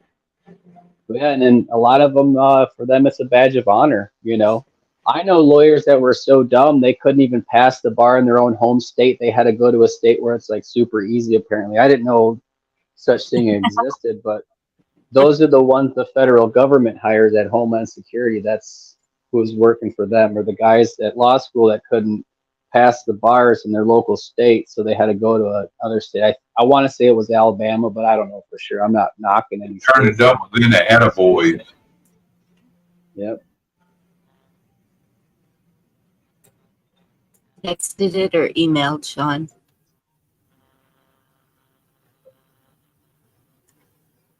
Bad lawyers that barely get a bar become politicians. Yeah. A lot of the folks in government are lawyers, Congress, all those guys And a lot of them are and just gals. sitting out there to collect that paycheck, not really doing anything productive or otherwise. I want to say about 10 years ago or so, in that ballpark, there was a big thing where a bunch of law schools got shut down, right? Like, so what was happening is basically all the rich people were sending their kids to these law schools just to get the diploma, whatever, you know, to maintain the family trust or whatever, just so that they had some kind of standing. Well, then they started trying to practice law, gotten in trouble, and I know of a couple that got shut down, but there was quite a few of them. But yeah, that's kind of the rich man's game. I mean, you can pay your way to be a lawyer. You don't have to be smart to be a lawyer. They have barbering classes, you get tutors, you get your folks are rich enough to donate to the school something, then consider yourself golden. You know, that's their game. Unfortunately, it's the poor kids that struggle through law school, pay their way, and then now they're stuck with bills. I mean, you graduate from law school, you basically are in at least $200,000 in debt. You pretty much just bought a house you could never live in, and now it's go make money and start paying your bills, right? And then it's like, you know, if you go to law school on scholarships and you work hard and you try to do it honest, you still get stuck with that. So you're forced to participate at some level in that and make that money to pay it back. I've heard about some of them bar parties too. Them young lawyers and young politicians and stuff that ain't in the bar yet, taking to these parties and they end up waking up, don't know what happened the night before, and they got all some kind of weird pictures for them that puts them indebted to the others. Like,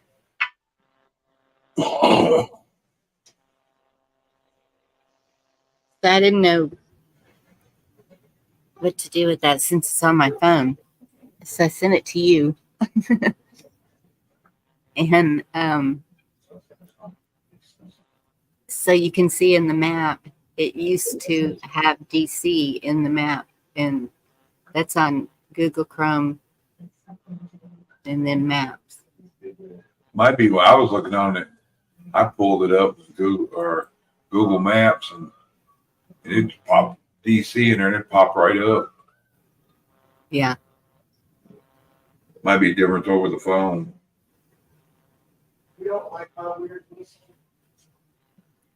Well, that's the one that Sean sent me that he looked up, and it's not showing DC anymore. Maybe it left. If only. I know it supposed to went bankrupt and no longer existed, and it was unmonitored property because it's not part of the United States. So there's a question. Okay, it's not part of the United States. So if it left, and so what do y'all think should be done with it? The land To just be seized like an overseas company. They ain't supposed to, nobody in no other country is supposed to own land here. Like China owns a bunch of stuff. Our land is be owned by citizens, not by other countries. Right. But the reason DC is not part of the 50 states is so that not one of the 50 states has that advantage of having, or disadvantage, or however you look at it, I suppose, of housing the federal government. The same ones that own the Vatican has, like the Washington Monument. And so does London. Has the same area. It's got the same monument, just different size. It's a phallic symbol, but it represents the club that we're not in. So The military branch, the money branch, and the religion branch is what they are. from what I understand, Philadelphia is the only state with is it common law, constitutional law, common law court, and so that's where the original documents were signed. So is that the state that should Wait, be what state? the capital of the United States if that were to just be gone? Is Of it Philadelphia? Pennsylvania? It, Thank you, Carl. it was. I mean, it was at one point in history. It's it still is. Whenever I looked it Okay. up not very long ago, I mean, sure. I'll be back in a minute. I'm going to smoke. I think that the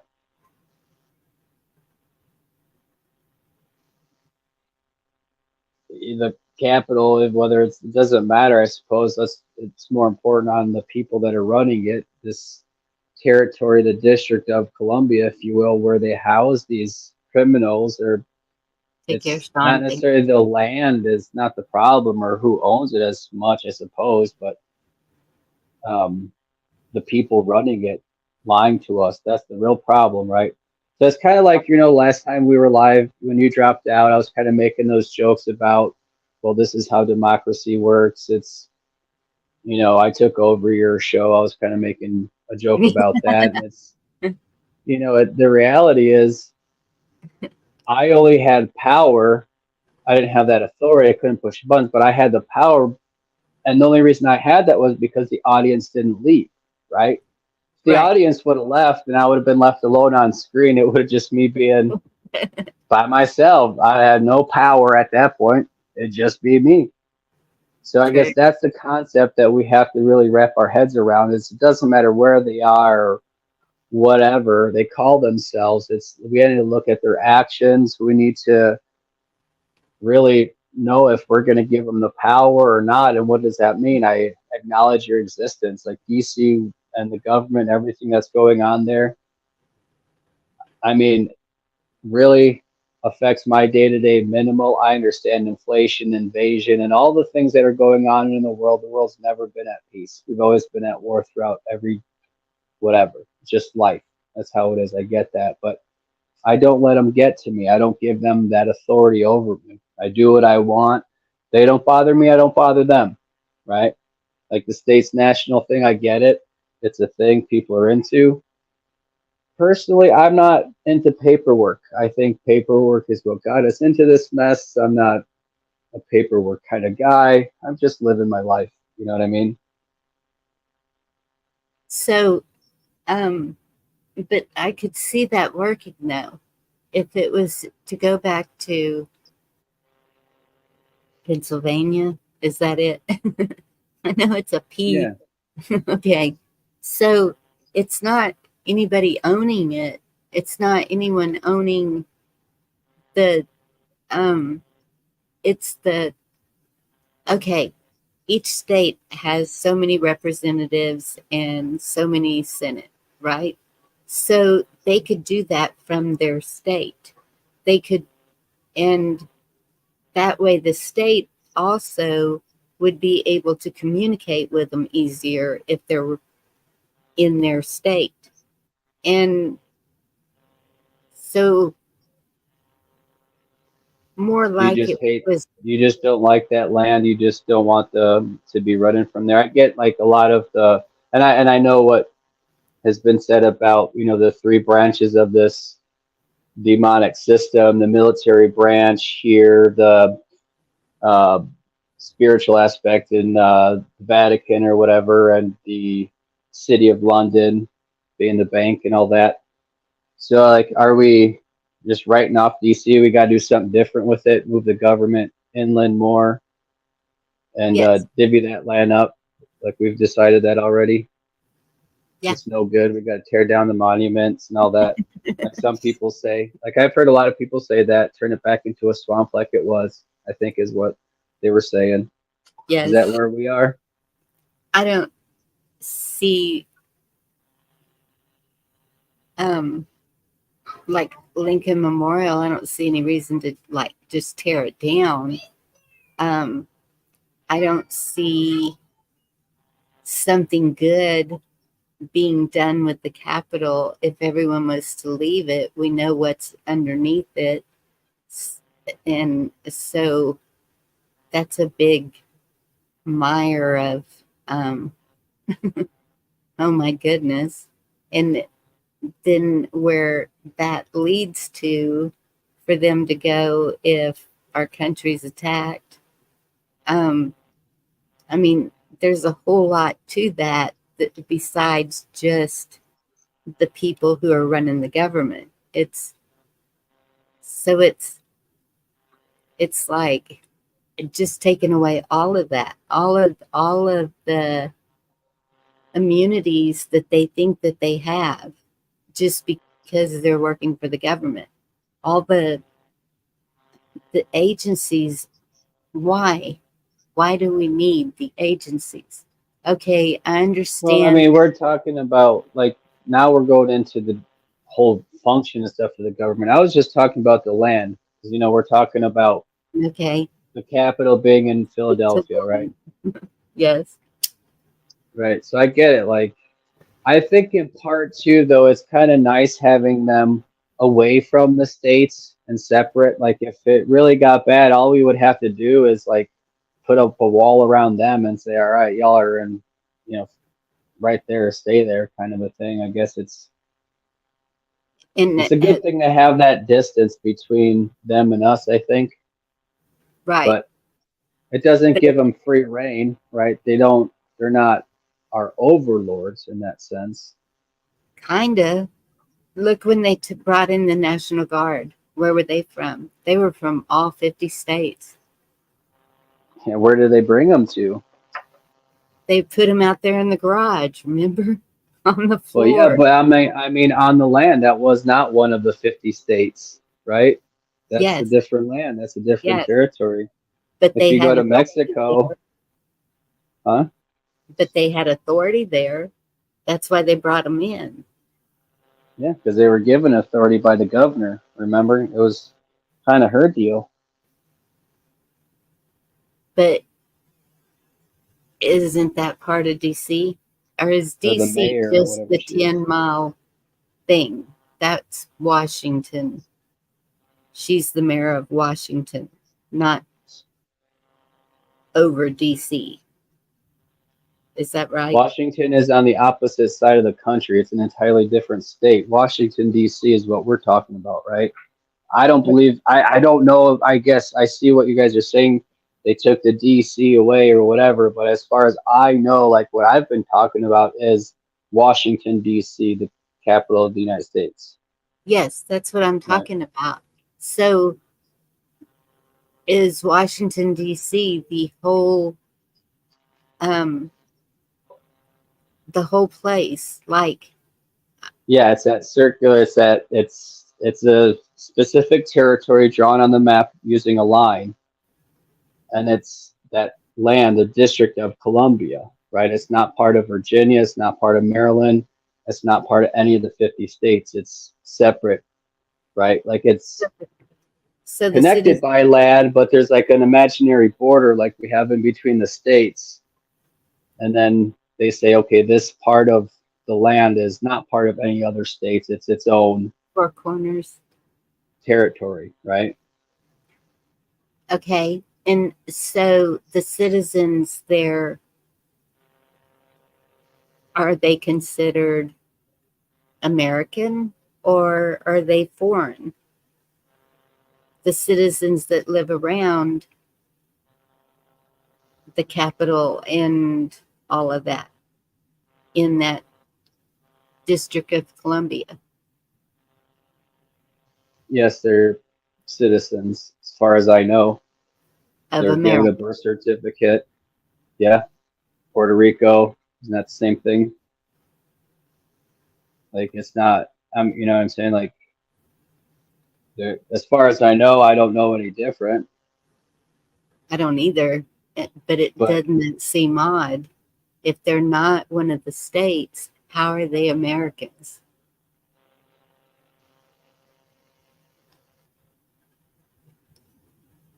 you know, I'd ask them. I have no idea. From what I understand, that it's the same way in Puerto Rico, right? It's a territory of the United States. They're United States citizens at birth, right? Even though they're not born on one of the 50 states Okay, designated on the flag as a state, right? Citizenship's different than nationality in that sense, right?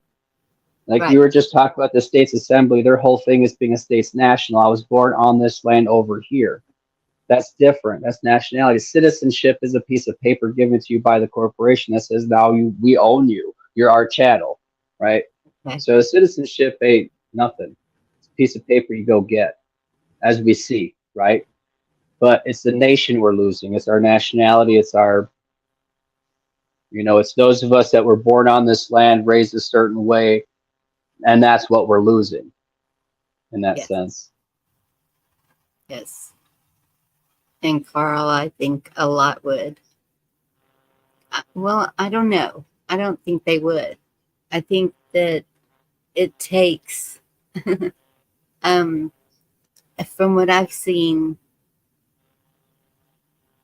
going to that office, it takes some brains to figure out how to manipulate the system as they have to depend on it. So they might surprise us if that was all taken away. I think that they would still find a way to survive. Whether it's good or bad, that's a different story. But um, You hope they'd find a way. That's a very important question, what Carl said. yeah, When he said, I wonder how many would perish if the government didn't provide for them anymore. And that's yeah, what's going to it's happen. That's basically how many people do we know in our own lives that somehow get a disability check, a retirement check, a pension, of something, Medicare, yeah, Medicaid, yes. health care for children, right? And the All that stuff. thing, they've paid all of that in.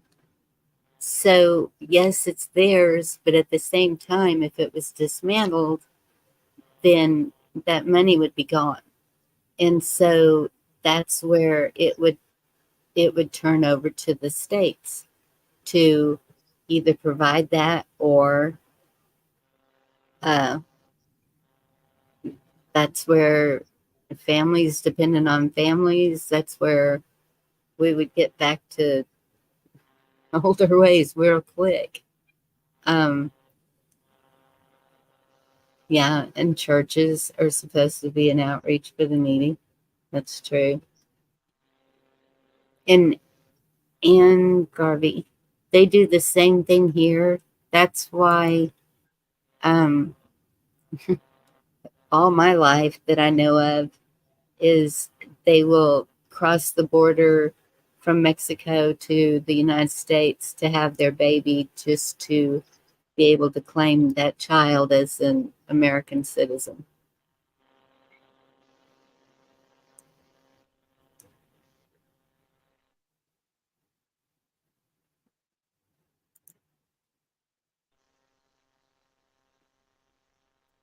Oh, I want to see this. Is someone born in Washington, D.C., a U.S. citizen? Therefore, every person born within the United States, its territories, are districts, whether the parents are citizens or aliens, is a national born citizen.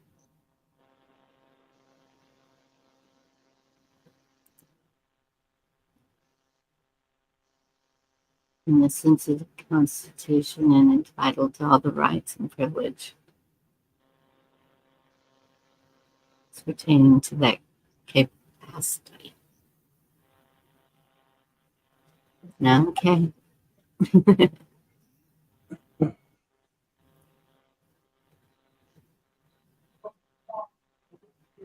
Look, they fly from Canada into, I mean, from China into Canada to have a child. I didn't know that. I wonder why they are so eager to become Canadians. Not that They're there's probably Canadians just eager bad. to not be Chinese anymore. They're probably just trying to get out of there. Bread lines in America are not far away. Washington be just shaking their heads. Yeah.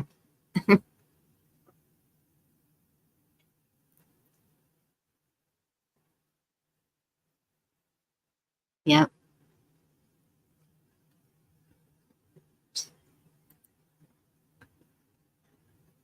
Africa do that also.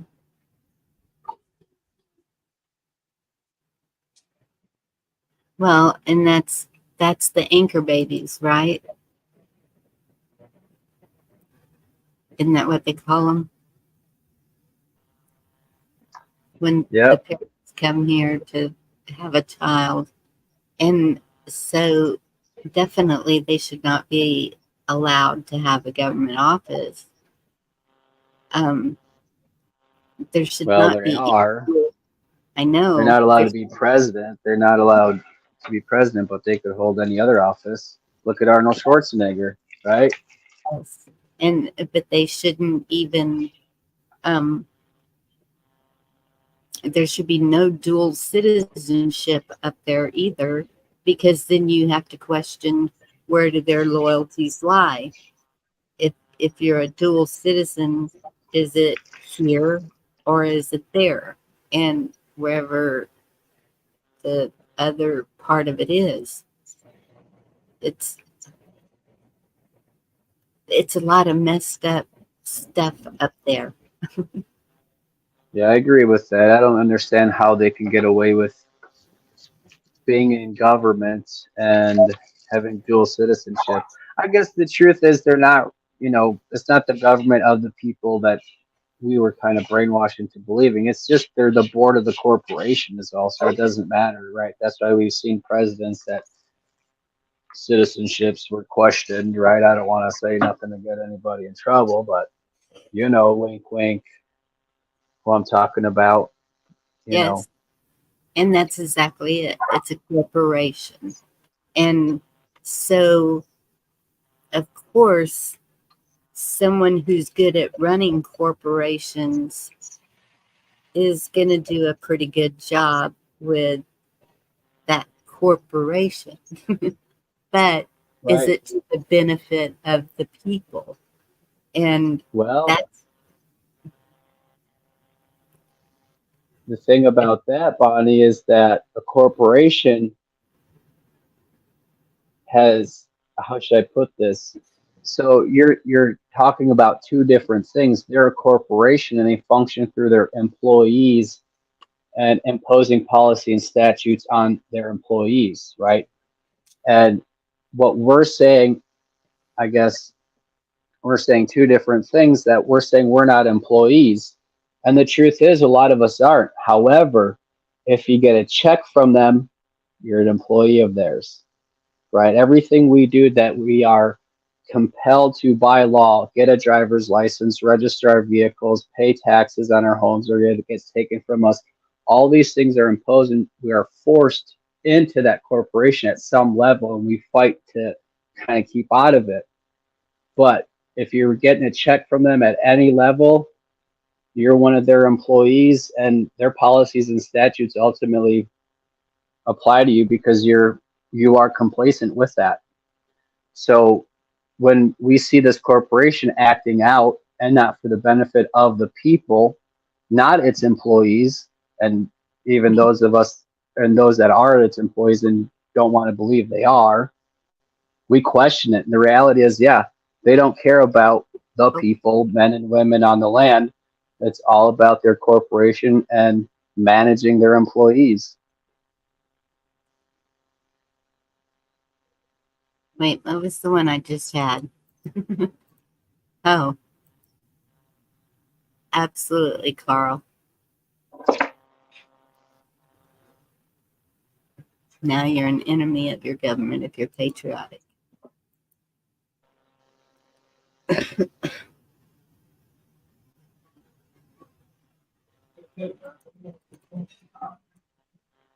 Hey, Pebbles. I'm still waiting for an apology from Canada for burning our White House down. Our White House. Yep. You don't remember history? Ask Canadians. They're proud of that. I like teasing them sometimes about it. Just having fun though. But they did. Really? Yeah, that's why they're British now. They're part of the Queen or King or whoever they got going on over there now. That's why that dude's on their money or lady or whatnot. Oh, Pebbles is Canadian too. We did it once. You do it now.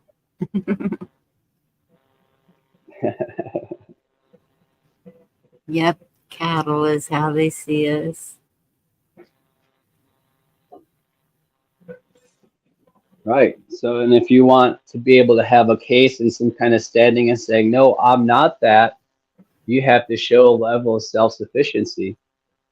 There was an old congressional hearing, and I was looking for it a few days ago. I couldn't remember which guy. It was either Rockefeller or one of the other numbnuts that are these big wigs, right? So he's a they're potentially considering him for a presidential candidate, and they're asking him questions. And one guy asked him how much in taxes did you pay last year, and he's like, I don't know. You know, he points to his tax people or whatever people are to the side of him, and he comes back and it was like some super low number, right? A couple thousand, whatever. And they're like, well, how much money did you make? And he's like, well, you know, whatever million, right? And then they're like, well, how can that be? And this guy's like, well, I don't understand. And they like hurried up, closed down the hearing, shut everything down. Everybody leaves. They all scatter. And my history teacher was showing us this clip, and he says, do you guys know what just happened here? I said, no, obviously we're just like, no, they probably busted him for not paying taxes or something like that. And he said, no, that was their, that kind of that assemblies type speak that we hear of. No, I don't understand I don't understand their tax code. I don't stand under it. I'm not held to it, right? There's a level of money that you achieve that I don't need your roads. I don't need anything from the society. It needs from me, right? And these are the tax breaks and loopholes and stuff like that that the millionaires and the billionaires use, right, to avoid paying the taxes that we get stuck with. But that's part of the game, right? But they don't want to let that out. And so the idea is if we want some kind of standing over the corporation, we have to prove it's worthless to us. It does nothing for us, right? And as a society at whole, we say, well, you're not defending our borders, you're not maintaining infrastructure, you're not doing the basic things, you're not maintaining records properly, as some of us in our community know very well, at a cost to our own butts, right? So you guys are failing on all these fronts. We're going to do it ourselves. We don't need you anymore. But that also is not just as a community, as the people on the land, but that's also in our individual lives, right? So it's that concept of how could I live without receiving that check every month? Am I able to? And the answer for a lot of people is no. You know what I mean? And I don't want them to fall on hardships because of it. I think we can manage things and kind of redo things, but going back to a little house on the prairie is going to end in disaster, absolute disaster. It'll never be that. It'll only be that after a couple of generations, after a lot have perished and cities have been buried. Maybe then. But It's 1 minute. 1 minute. 1 minute. Okay. Excuse me just a second. sure. There you go. Yep, War 1812. And Sean said the self-sufficiency is the functional general assembly.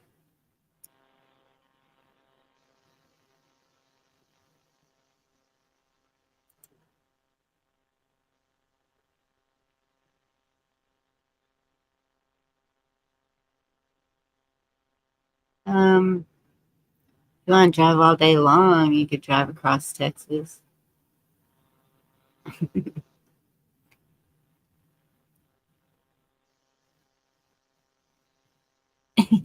Where'd that come from? Just out of nowhere. Michael Landon smoked too much weed. How much is too much?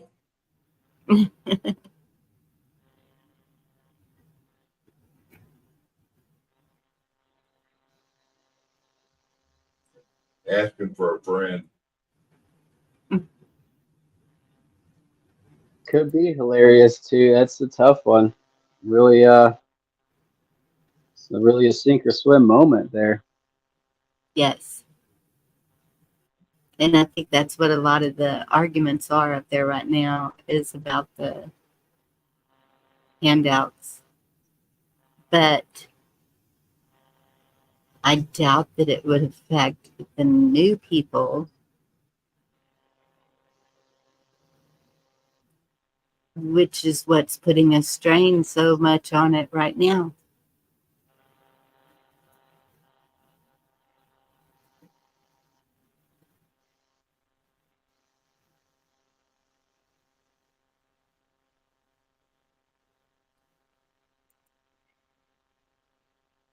If they offer you maids, make sure you understand it is not a maid service to clean, so beware.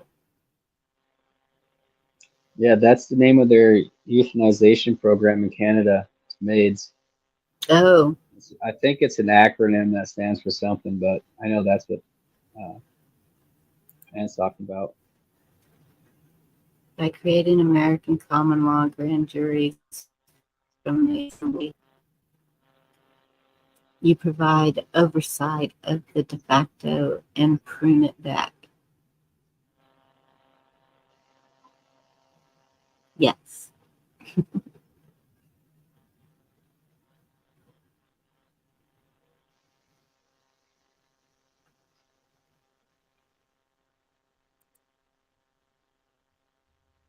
Medical assistance in dying. Wow, they just say it, don't they? Wow.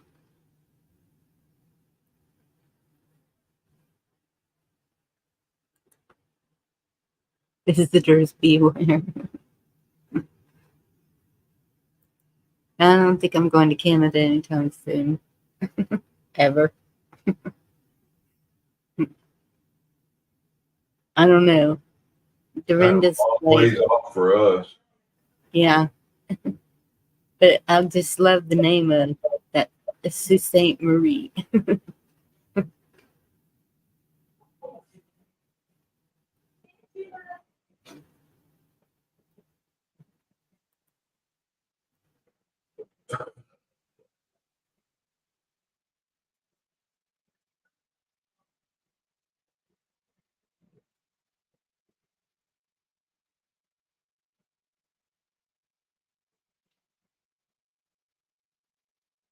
No.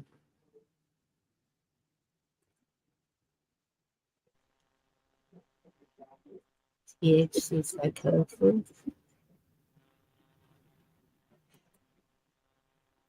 Conservatives screwed it up. How do you mean, Pebbles?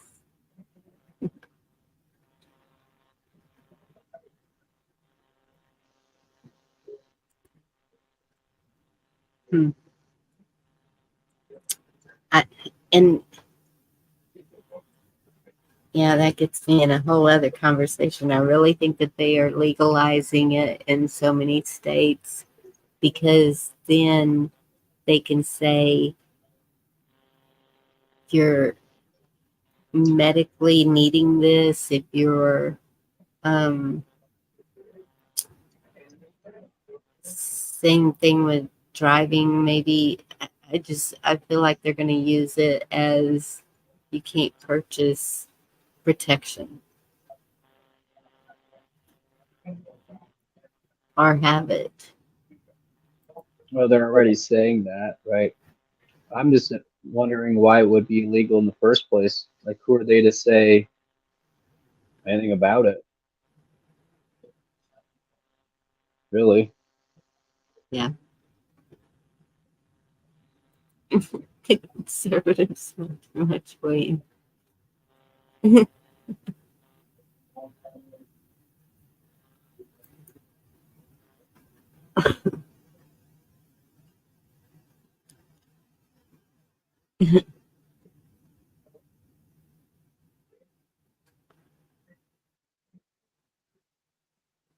That's the same here, and um, yeah, no more to it.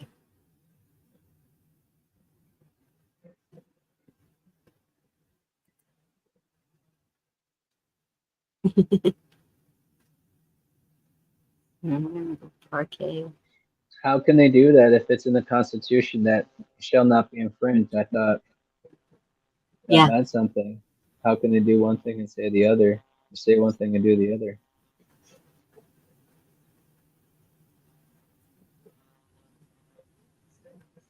yeah, it's definitely going to be taxed. I believe that. Oh my goodness. 25,000 in Canada have used maids in the past few years. And sadly, docs must get dollars. Wow. Tax to 10 in Washington. I think they're watching Urban Cowboy and they're out here Mickey Gilly. Again, state county issue, but Proposition 47 turned Class 2 felonies, crack, meth, etc., to misdemeanors. Now we have people dying in the streets. So that's the thing. Misdemeanors have never been a jailable offense, right? You didn't go to jail for a misdemeanor. No, that's not true. That's not true because a No, lot of the charges that they're charging the J6ers are misdemeanors, but they're giving them pretty stiff sentences for those misdemeanors.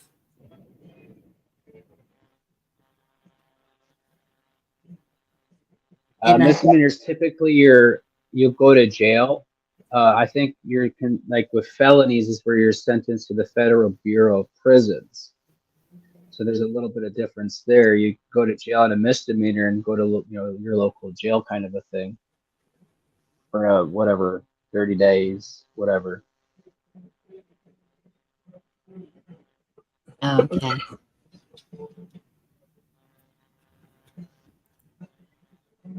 Misdemeanor ticket. Homeless don't pay tickets. J6's misapplication of penalty. I don't know. I just always thought that a misdemeanor was really minor and it didn't go on your record even. I guess I was wrong.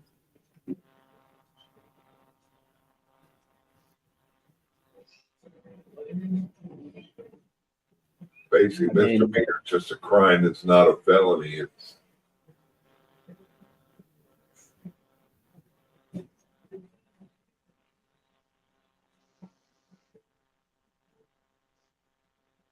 Well, then if they're arresting people for misdemeanors, it's no wonder that the jails are overrun.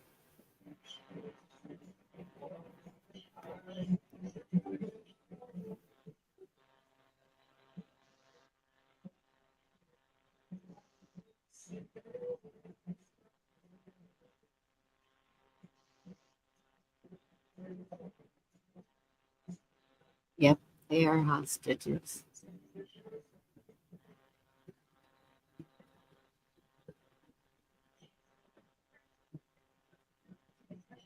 Misdemeanor puts you in the system. Hey, slap on the wrist. there's That's different levels of misdemeanors also. So there's different classes of it. Not all misdemeanors are the same.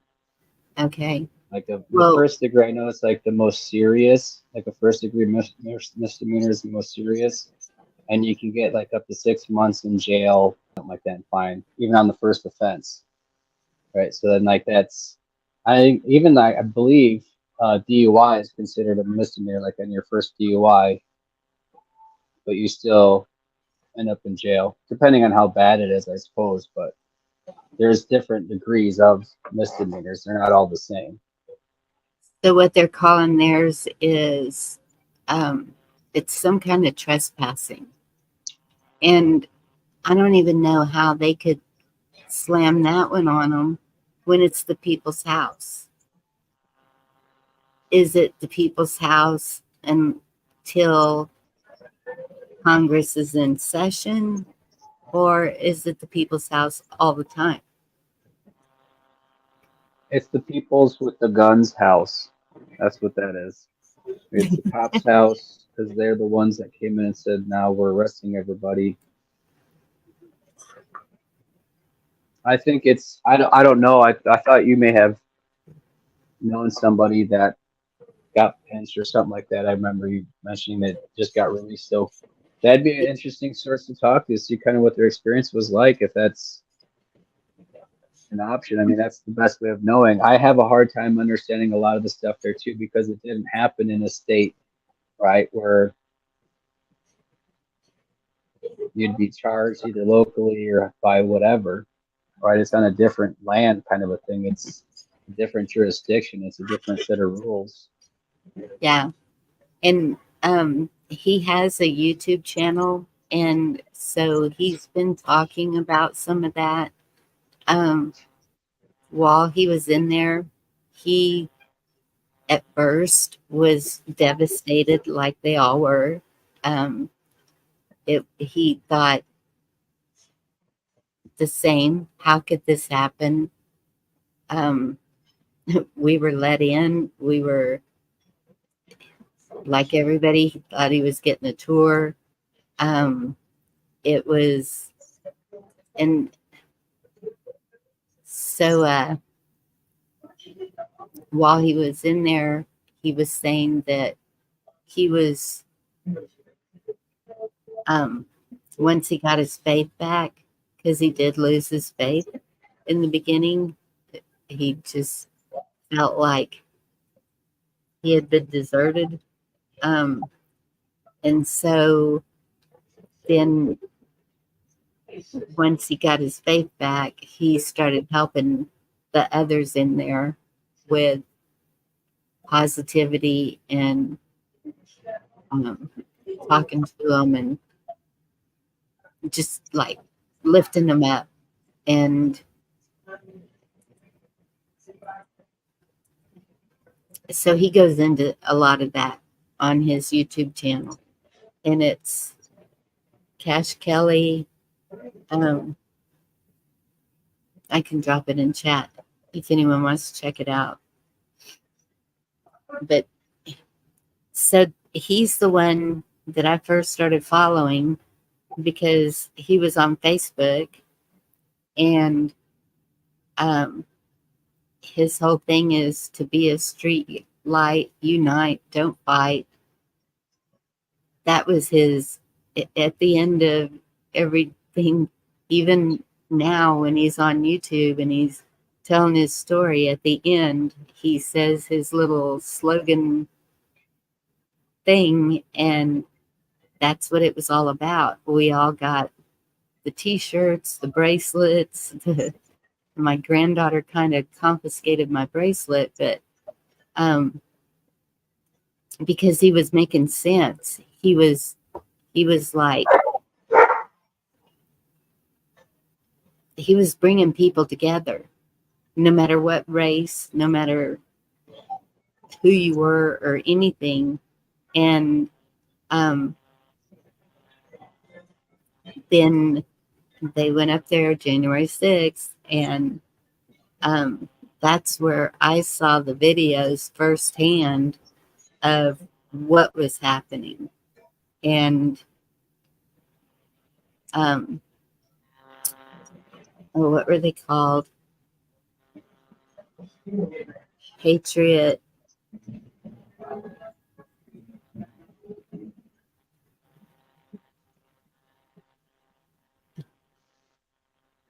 Yes, Carrie. Good to see you. He was an inspiration way before January 6th.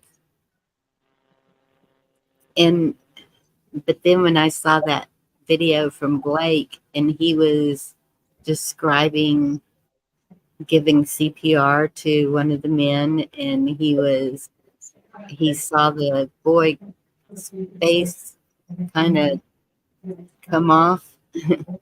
um, and then we've seen all the videos since then of other things that happened to other people. And I'm just shocked that our government was able to go to that extreme on unarmed, innocent people.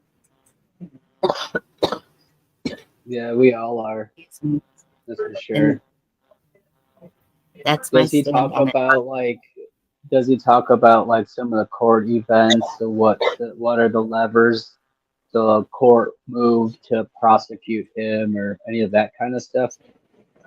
Yes, he does. He talks about yeah, what he went through with the court and everything. And excuse me. Primetime Patriots, thank you. That's it. They were all together, and that's how I met Hawk and found YouTube. And um, it's just weird the way this has all happened.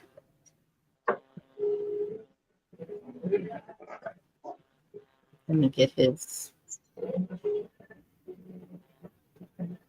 Well, I think that would be a good source. I know it's there's the emotional aspect of it, which I'm not trying to take away from, but I also want to get a grasp of, we have the questions of how can the courts do this? What courts heard his case in that sense?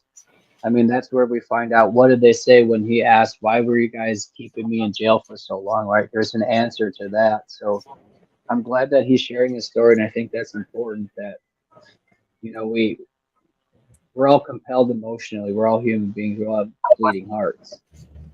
But then Right. we also have to be wise to the way and what levers are moved and what was said and what was the charges, those kinds of things too, because that's the kind of knowledge that I think is important, and will answer a lot of questions, right? We wouldn't have to wonder why and how that much, and we'll actually see the corruption play out that way. Yes. And he, I think it was last night or the night before, he even called in to the J6ers on the corner where they go every night.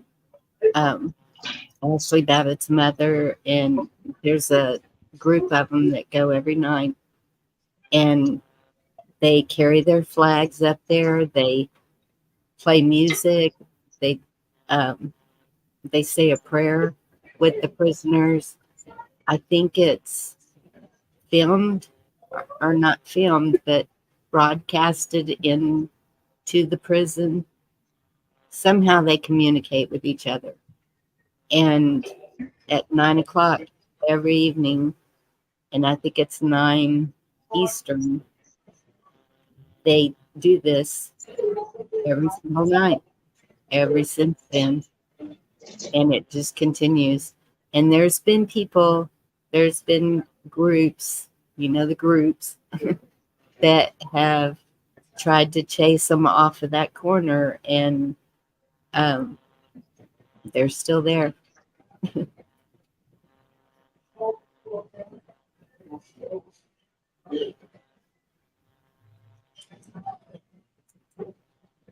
Yeah, and I haven't seen anything post from Primetime Patriots. I don't know if they quit. I know that, what's her name? Is her name Kelly? No. Oh my goodness. It's been so long since I've seen him. I think her father was really sick terminally, and so she may have stopped doing, but they would do daily news. They would do news that was going on and they would discuss it. And her husband was a lawyer, and so he finally started joining in and giving his view of how things were going. And yeah, I don't know. It was pretty interesting to just watch all of that unfold. A lot of people say that they knew it was a trap beforehand. I don't know how they knew that. I didn't think Probably it. because they used discernment, if you ask me. Well, maybe. That's why I didn't go. I had a very hard internal battle that day, you know.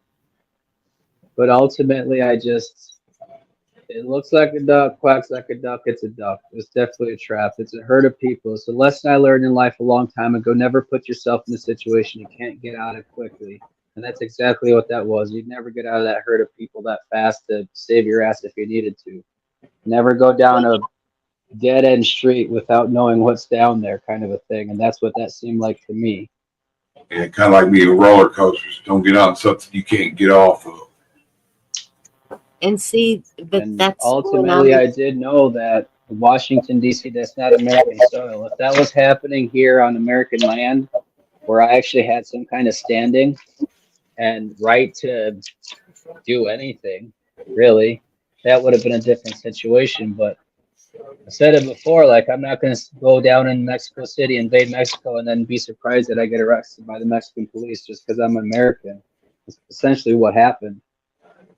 We have the impression that it's ours, it's our Washington, D.C., but it's a different set of laws. I've only been there once. I never want to go there again. Too much traffic, too many people. It's just not a pleasant place for me. But you can't go anywhere, and this was decades ago. You can't go anywhere without an ID. And I mean just walking down the street, and they'll tell you, cop pull you over and tell you, hey, you're not Wisconsin anymore. Where's your ID? What are you talking about? I'm just walking down the street and going here, go to see this monument, whatever. Oh no, you ain't in Wisconsin anymore, sweetheart. You need to have your ID. Like, well, it's just a different land. You have to, you know. yeah. And but when I was watching it, I was so proud of how many people were there. And it was I mean, people were singing, and it was every nationality you could think of. That there was groups of the Chinese, there was groups of the Native Americans. It was just, to me, it was amazing to see this gathering of people that were all of the same mind, the same thinking. This was for our country. And that's what I saw. And that's the way I saw it, was that these people are amazing that are going there, if they're doing this, and they're standing up for saying, we're done. We're not going to take it anymore. And then it was instant chaos. Whenever they got to that lawn, that was it. They were being fired upon instantly. Hey, Bonnie. Hey, Chuck. Hey, Hey. Ronnie. It's good Hey to see man, I you. didn't see you pop in there. Good to see you. Sean. Yeah, Bonnie, it's funny you mentioned that it's a trap. Admiral Akbar motif, you know? It's a trap. Sorry, it's one of my few good Star Wars impressions. Four Corners Report. Me and him were talking about this last week, actually, because we had someone else we were talking to from Ten's channel. Or maybe not Ten's channel. Maybe it was Lou Valentino's channel.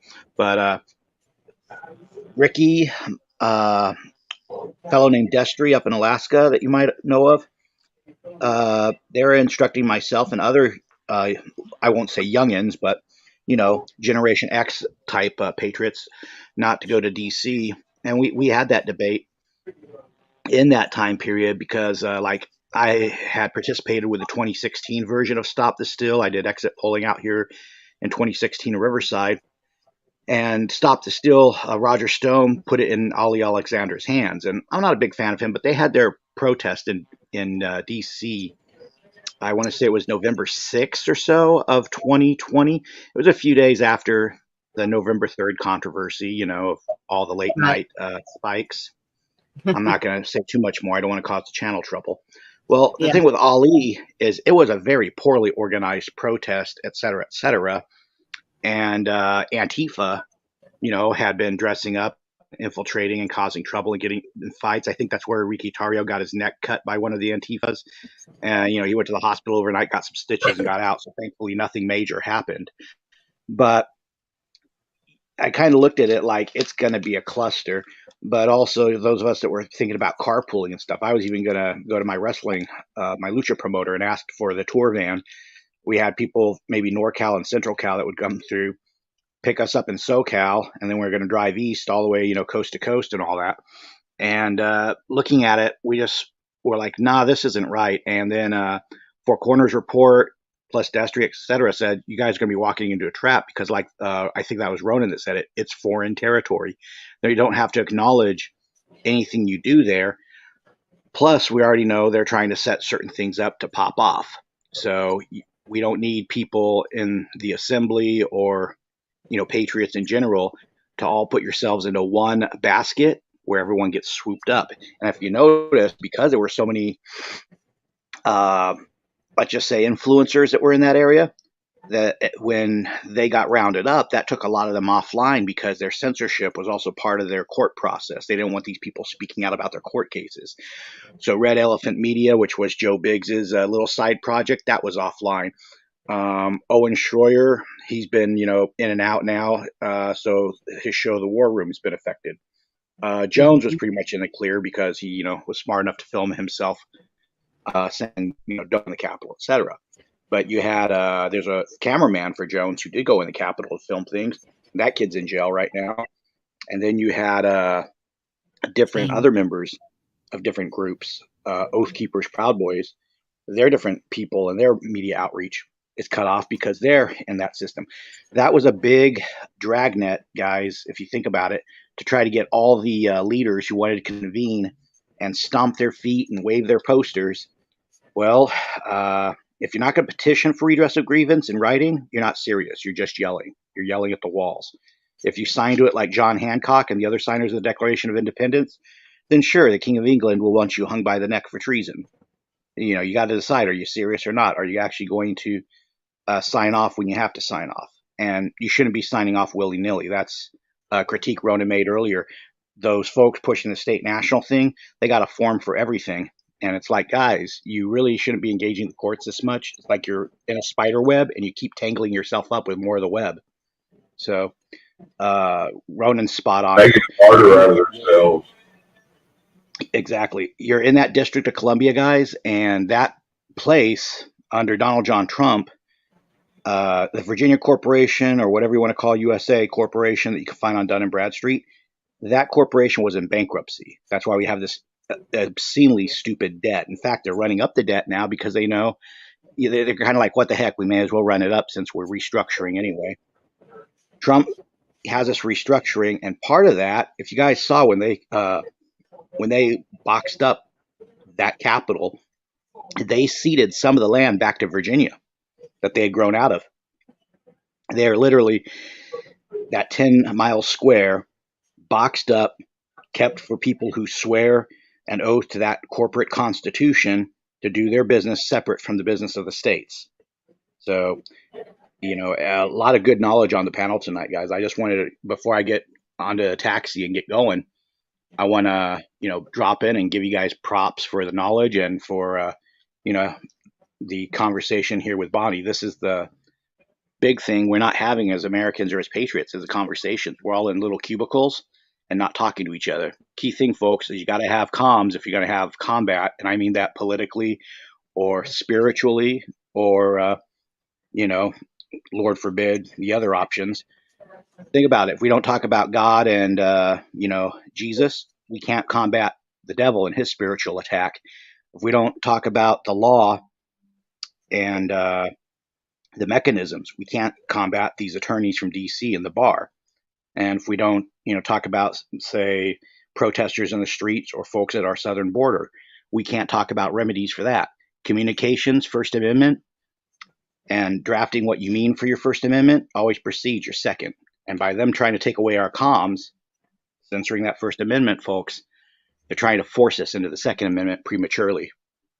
Yes. So I'll sit. I can sit here for about another 15 to 10 minutes for my ride arrives. So if you guys got anything, I'll be here snacking on some macaroni salad and waiting. Yeah, I yield. I appreciate that. I Yep. missed most of it because I was roboting and I thought y'all were losing me again. So sorry about No, he that. was spot on. He was spot on with everything he said. I appreciate him coming up and sharing that. It is true. We do need to have these kinds of conversations and kind of, that kind of knowledge is power, right? It helps you make better choices, wiser choices, perhaps. They do say usually they're always trying to say the victors write history. It's more like the tyrannical groups write history. We don't remember what's going on to tell people. Nobody would. Let me do you one better, Carl. It's like Rage Against the Machine said in the 90s before they sold out. They don't got to burn the books, they just remove them. And that's what they've been doing to our libraries. All our libraries are going digital. What happened to the history books in those libraries? You should ask yourself that. Where are those books? If nobody's there to buy them out, they've probably been burnt. Here's another question. What about all the microfiche covering, say, the founding documents of your city, the charter for your county, the original maps of your state, et cetera, et cetera? Where are those microfiche pieces of film, Sales, I'd say no. those old microfiche machines, and they'll find boxes of all that stuff, and they're like, "Don't you guys need these old records?" No. I know a Bingo. girl whose job was to take those microfiche stuff and put them on like a digital format so people could look them up online and stuff. And like, yeah, it was interesting. And that may happen in some cases. I'm sure in some cases they just get left to the dust, If it doesn't fit their agenda, they ain't gonna have it around. We had to do that with our newspapers when I was working for the newspaper. It was all put on to what you just said. Microfiche. Bonnie, let me add to that, and Ronna made a good point. Okay, you take the microfiche, you're going to put it on a digital format. Now, I've been to Avalon.edu and Yale and Harvard and Cornell Law and all these other sites where you're trying to find the historical documents. And eventually what happens when you get into real close, something you need, boom, paywall. So only if you have the money do you get access to the remedy or do you get access to the historical documents that prove you're correct. They always try to separate the people from the knowledge, and the biggest way they do it is through money, through finances. This is why free education really does scare the people. Carlin explained it, and also the book Dumbing Down of America explained it, that if you are intelligent, eventually you're not going to be that guy who accepts the diminishing pay while you're flipping the buttons and then they come for your Social Security, as Carlin said in his rant. So if we're dumb enough, we're like, oh, hey, my money's going away. It must be that inflation. It's like, no, it's not just that inflation, son. But they don't want the people to get educated on that. So they created these. The founders were Renaissance men. They understood everything from economics to gunsmithing to, in the case of Franklin, flying a kite to attract electricity from a thunderstorm. These were not dumb men. By the way, happy birthday, Ben Franklin. It's his birthday today. If these men were this intelligent, and the men through the 1800s were this intelligent, and you hear about people talking about the World War II generation where they could skin a buck, run a trout line, as the phrase goes, work on a carburetor, and at the same time come home and cook a 5-star meal for their family, on their turn to cook, or have the wife prep it, based off whatever he hunts in the field, whether it's a squirrel, a fish, or a buck. Yes. These men, compared to today's men don't even have a knowledge base or an education base in practical skills, let alone kind of the more like esoteric stuff we're talking about, where we go down the rabbit holes of different government functions. It's like I'm ashamed that I don't know how to properly fish. Give me a soda can and some fishing wire and a little bit of cheese and stuff. I might do okay. But I actually own a fishing rod. I've never actually cast that rod. When I was younger, I'd go fishing with Grandpa, and I haven't gone fishing since. Just it's never happened. So can I say I can be sufficient in a fishing scenario? It's the old, teach a man to fish. You feed them for life versus the government where Yes. they give you the fish. So I'll let you guys ruminate on that for a second. I want to, speaking of which, get back to my food. But I've been wanting to actually learn how to make flies for the fly fishing, because that looks like it would be so cool. I've fished all my life, but it's just been with regular rod and reels or stick and string, whatever we can find. I'll give you guys a hint as far as fishing goes. If you want to catch fish, you got to find the bait near where you're fishing. Go turn over some rocks, roll over some logs, get you some local worms and grubs and stuff from right there. Yes. Yeah, the problem here is we have so many water moccasins, cottonmouths. I think they're both the same, and so you have to take a gun with you when you go fishing around here at the rivers. Not so much at the lakes, but at the rivers, definitely. But if I can throw something in at you now, in the 90s, I don't know if they've cleaned it up since. I went to Bullhead City in Arizona and Laughlin, Nevada, there, right on the Colorado and all that. Yes. Scout expedition. We were doing what was it? Camp. We had camping merit badges plus stuff relating to boating as far as those merit badges went. I just figured, hey, it was a free church, vacation for the weekend, so why not? Anyway, I can remember the carp. Somehow they had gotten carp into the Colorado River, and those carps at the docks being so numerous, you could reach out in the water and slap them on the head. Oh, To me, it was wow. just kind of, I'm a teenager. It was just a fun game. It's like playing with a dog or whatever. Like, gotcha, that type of thing. I want to eventually be so skilled as a fisherman that I can stand in the river like a bear and just slap all these fish and catch them with my hands. I'm kidding, but that would be awesome if we were, if men were men, like the ancient caveman, get that spear, go out, rack it up. Yes. Shameful part, though, of my story or my point is that our rivers are getting full of carp that aren't from this country because people are bringing foreign species in and ruining our local wildlife. If you guys didn't know, also big agriculture. They released the freaking GMO salmon into the wild that have insect DNA, so they grow larger and they're more aggressive. So even our salmon that feed our grizzly bears in the Pacific, we may not be seeing those salmon around after a while because these globalists and these people who are causing problems are allowing either policies or technology that are wrecking our ecosystem, all the while, smiling at us and telling us they're trying to fix it. So that's something else we got to start putting in checks real soon. Yeah, kind of like the snakehead fish. They're the top of the food chain in fresh water, just about.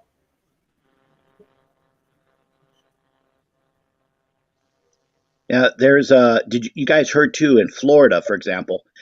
I don't know if it was snake breeders or who it was, but they got either Burmese pythons or boa constrictors. They let them out in the Everglades. And now they're an issue. Yeah, they got hunting on them. They're kind of like here with hogs in Texas. People go out and just hunt them down. Yeah, you see, we're the bad guys because we actually want to conserve the wildlife and conserve the national parks, conserve things for hunters, and not mess up everything where diversity is our strength and the ecosystem is wrecked. Oh wait, if that does it to the ecosystem, where else would diversity be a problem? Let me think on that. You release an apex predator in a small environment, Bingo. Ireland, you guys probably saw last month. Ireland, this little girl gets knifed in the face by people. The Irish take to the streets and protest, and the prime minister condemns the protesters. It's like, how about you don't bring people into a country who knife kids in the face? That would be kind of, I don't know, my idea is, vet who comes into your nation. But I'm old fashioned. I think a lot of us are.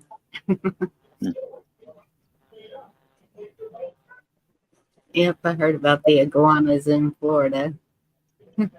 Remember, There's a lot of people that fish hunt them. They want to shoot them with bows and stuff, and they eat them. Von Erich, the dragon landed on his shoulder. Well, hey guys, I'm gonna get off here. I'm gonna go in there and sit and watch a movie with Vicky.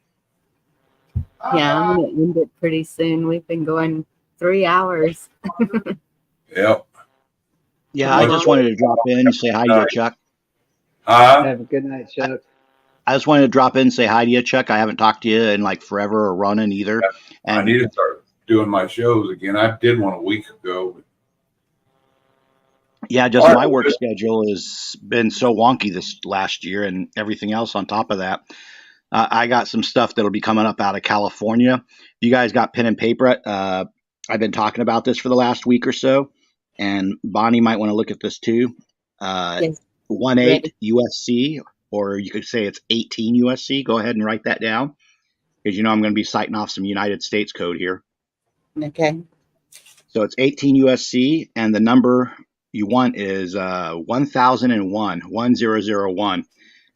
The long and short of it is basically the executive, legislative, and judicial branch aren't supposed to be lying. 5 years in jail, minimal sentence, what have you. Now, the UCMJ of the Marines, Navy, Army, etc. UCMJ for the military, Section 107. So we got 18 USC 1001, and we have UCMJ, Uniform Code, Military Justice, Section 107. Now, that gets Miley and Austin taken care of, and we got something for the executive, legislative, and judicial branch. Now I got to find state and county codes. That might vary, of course, from state to state, county to county. But if we can get these codes in order, you basically have remedy on the books to already deal with these characters and these bad actors who in those branches of government or the military are misbehaving. Now the question is, are the people going to push for the remedy, or are they going to just hope that some celebrity or some petition magically gets the ball rolling? That's the issue. So, Yes. That's I'm interesting. not. That's really cool. Yeah, I'm not coming in just saying, oh, hey, let's do something. I'm like, hey, here's the actual remedy that they wrote down themselves to police themselves, but no one's holding their feet to the fire.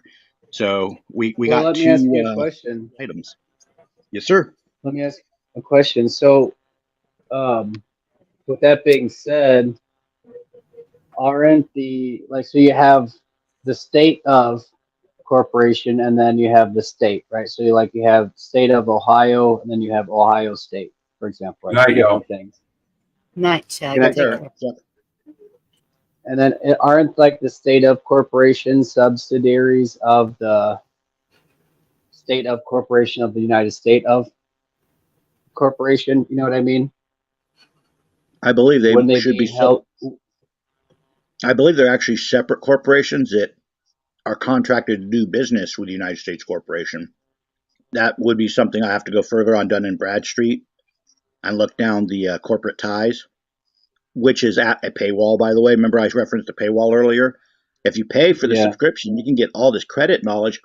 This is a kicker, folks. You can invest in your state or your county like you can invest in Nike or the NBA or in General Mills cereal. It's your state or your government, however you want to look at it, is a municipal goods and services corporation. It provides municipal goods, say a fire department, and services, say the policeman chasing down the car thief, So goods and services are provided by these corporations.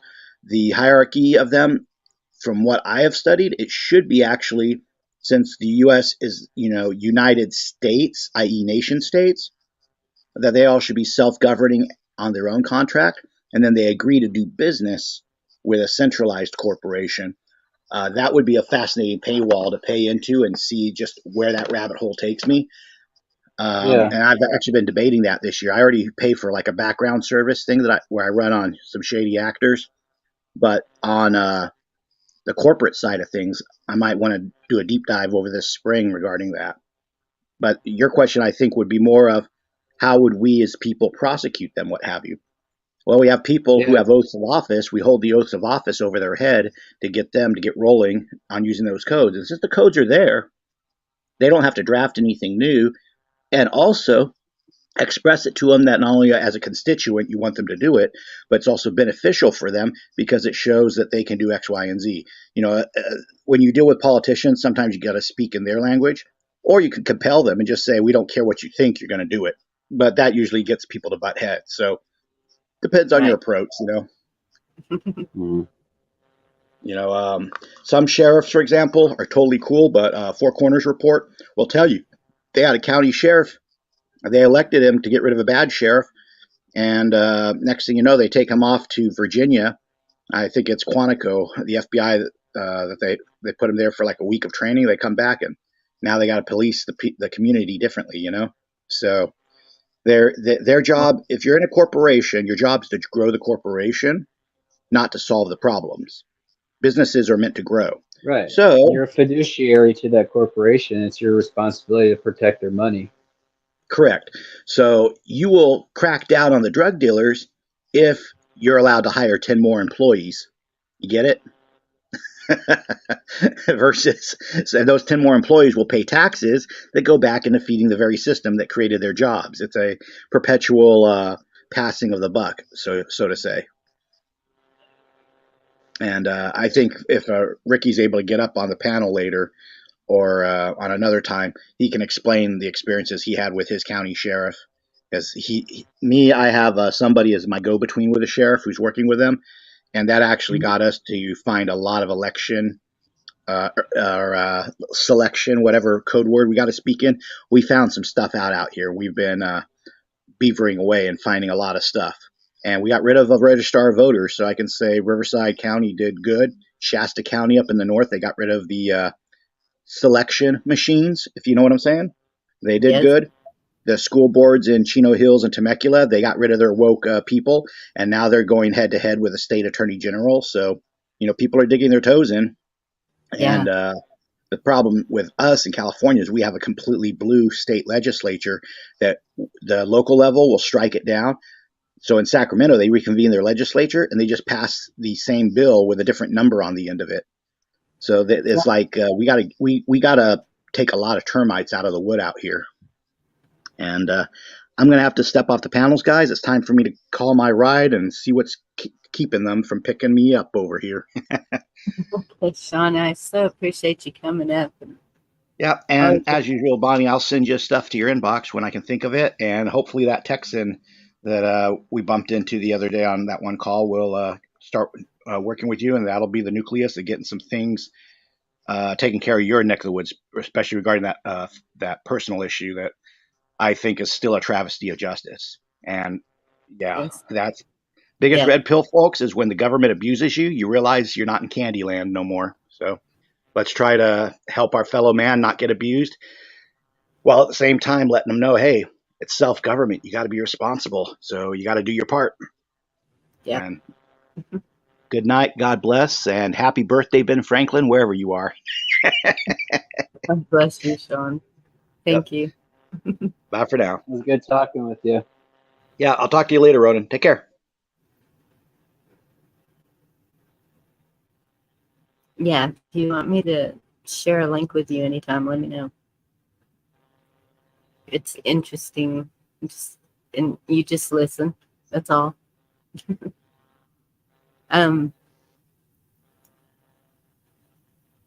Yep, Carl, I think that's politically correct.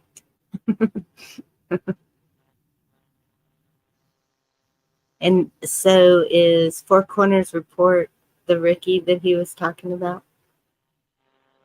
Do you know? I don't know. I don't either. Um,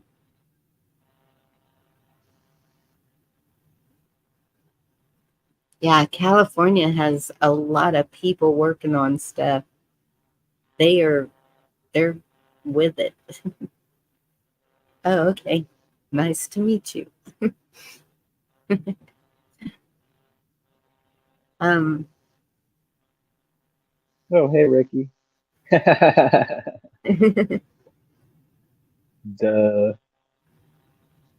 Told you I was special. yep, it's you. All right, y'all. I'm gonna go ahead and close this one down. Man, we covered a lot of stuff, and I appreciate it so much. Everyone in chat and that's come up on panel, and a lot of information. I took a lot of notes, but that's how I learn. I keep asking all these questions because I want to know how how it could look in the future. No, I will thank Sean for that. Thank you, Ricky. Well, y'all have a good night. God bless you. Don't worry about things. You want me to close with a song? I have I one. think that'd be nice. Oh, absolutely. All right. Let me pull it up. Oh, I got to mute.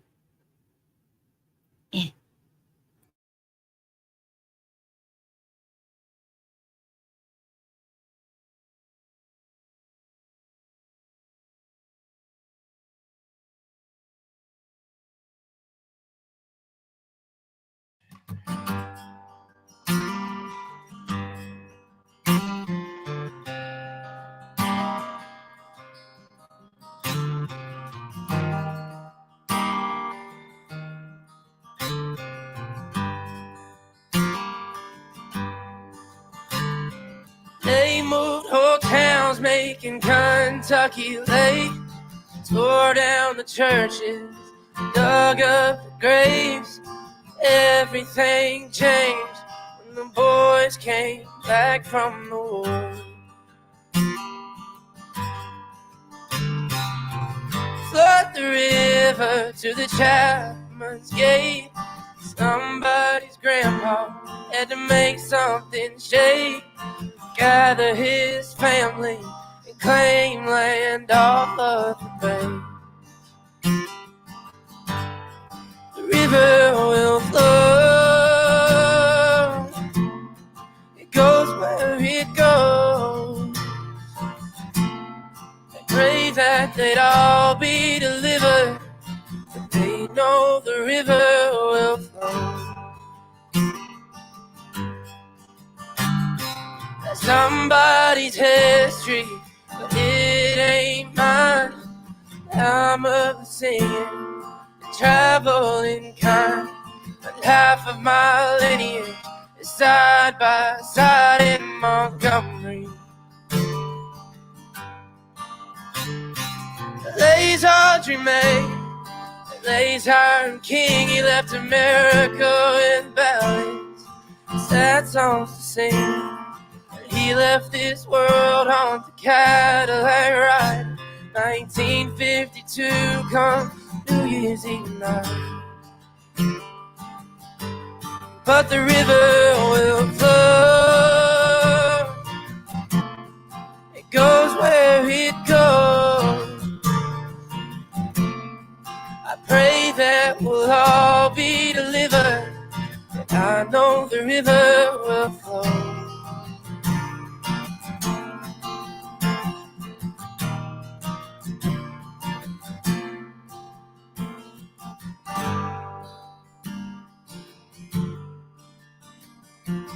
Grandma lived on till 75, and I looked at her in the Nashville sky. She said, stand both son, Grandpa's fish in the creek. Your legacy's now going west, your feet. Son, the river must flow, and history will find you, 'cause you're the legacy now. Must I remind you that the river will flow, or the river must flow. It goes where it goes. But that river, that old river will flow.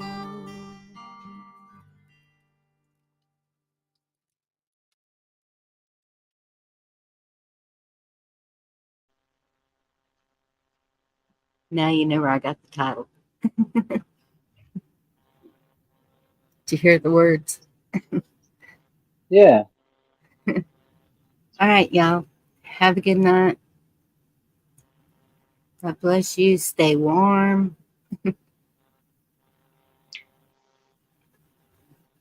Y'all take care. Hawk is on with Dave. There you go. Go see Hawk or 10 or I'm sure somebody's alive. Y'all have a good night. Good night.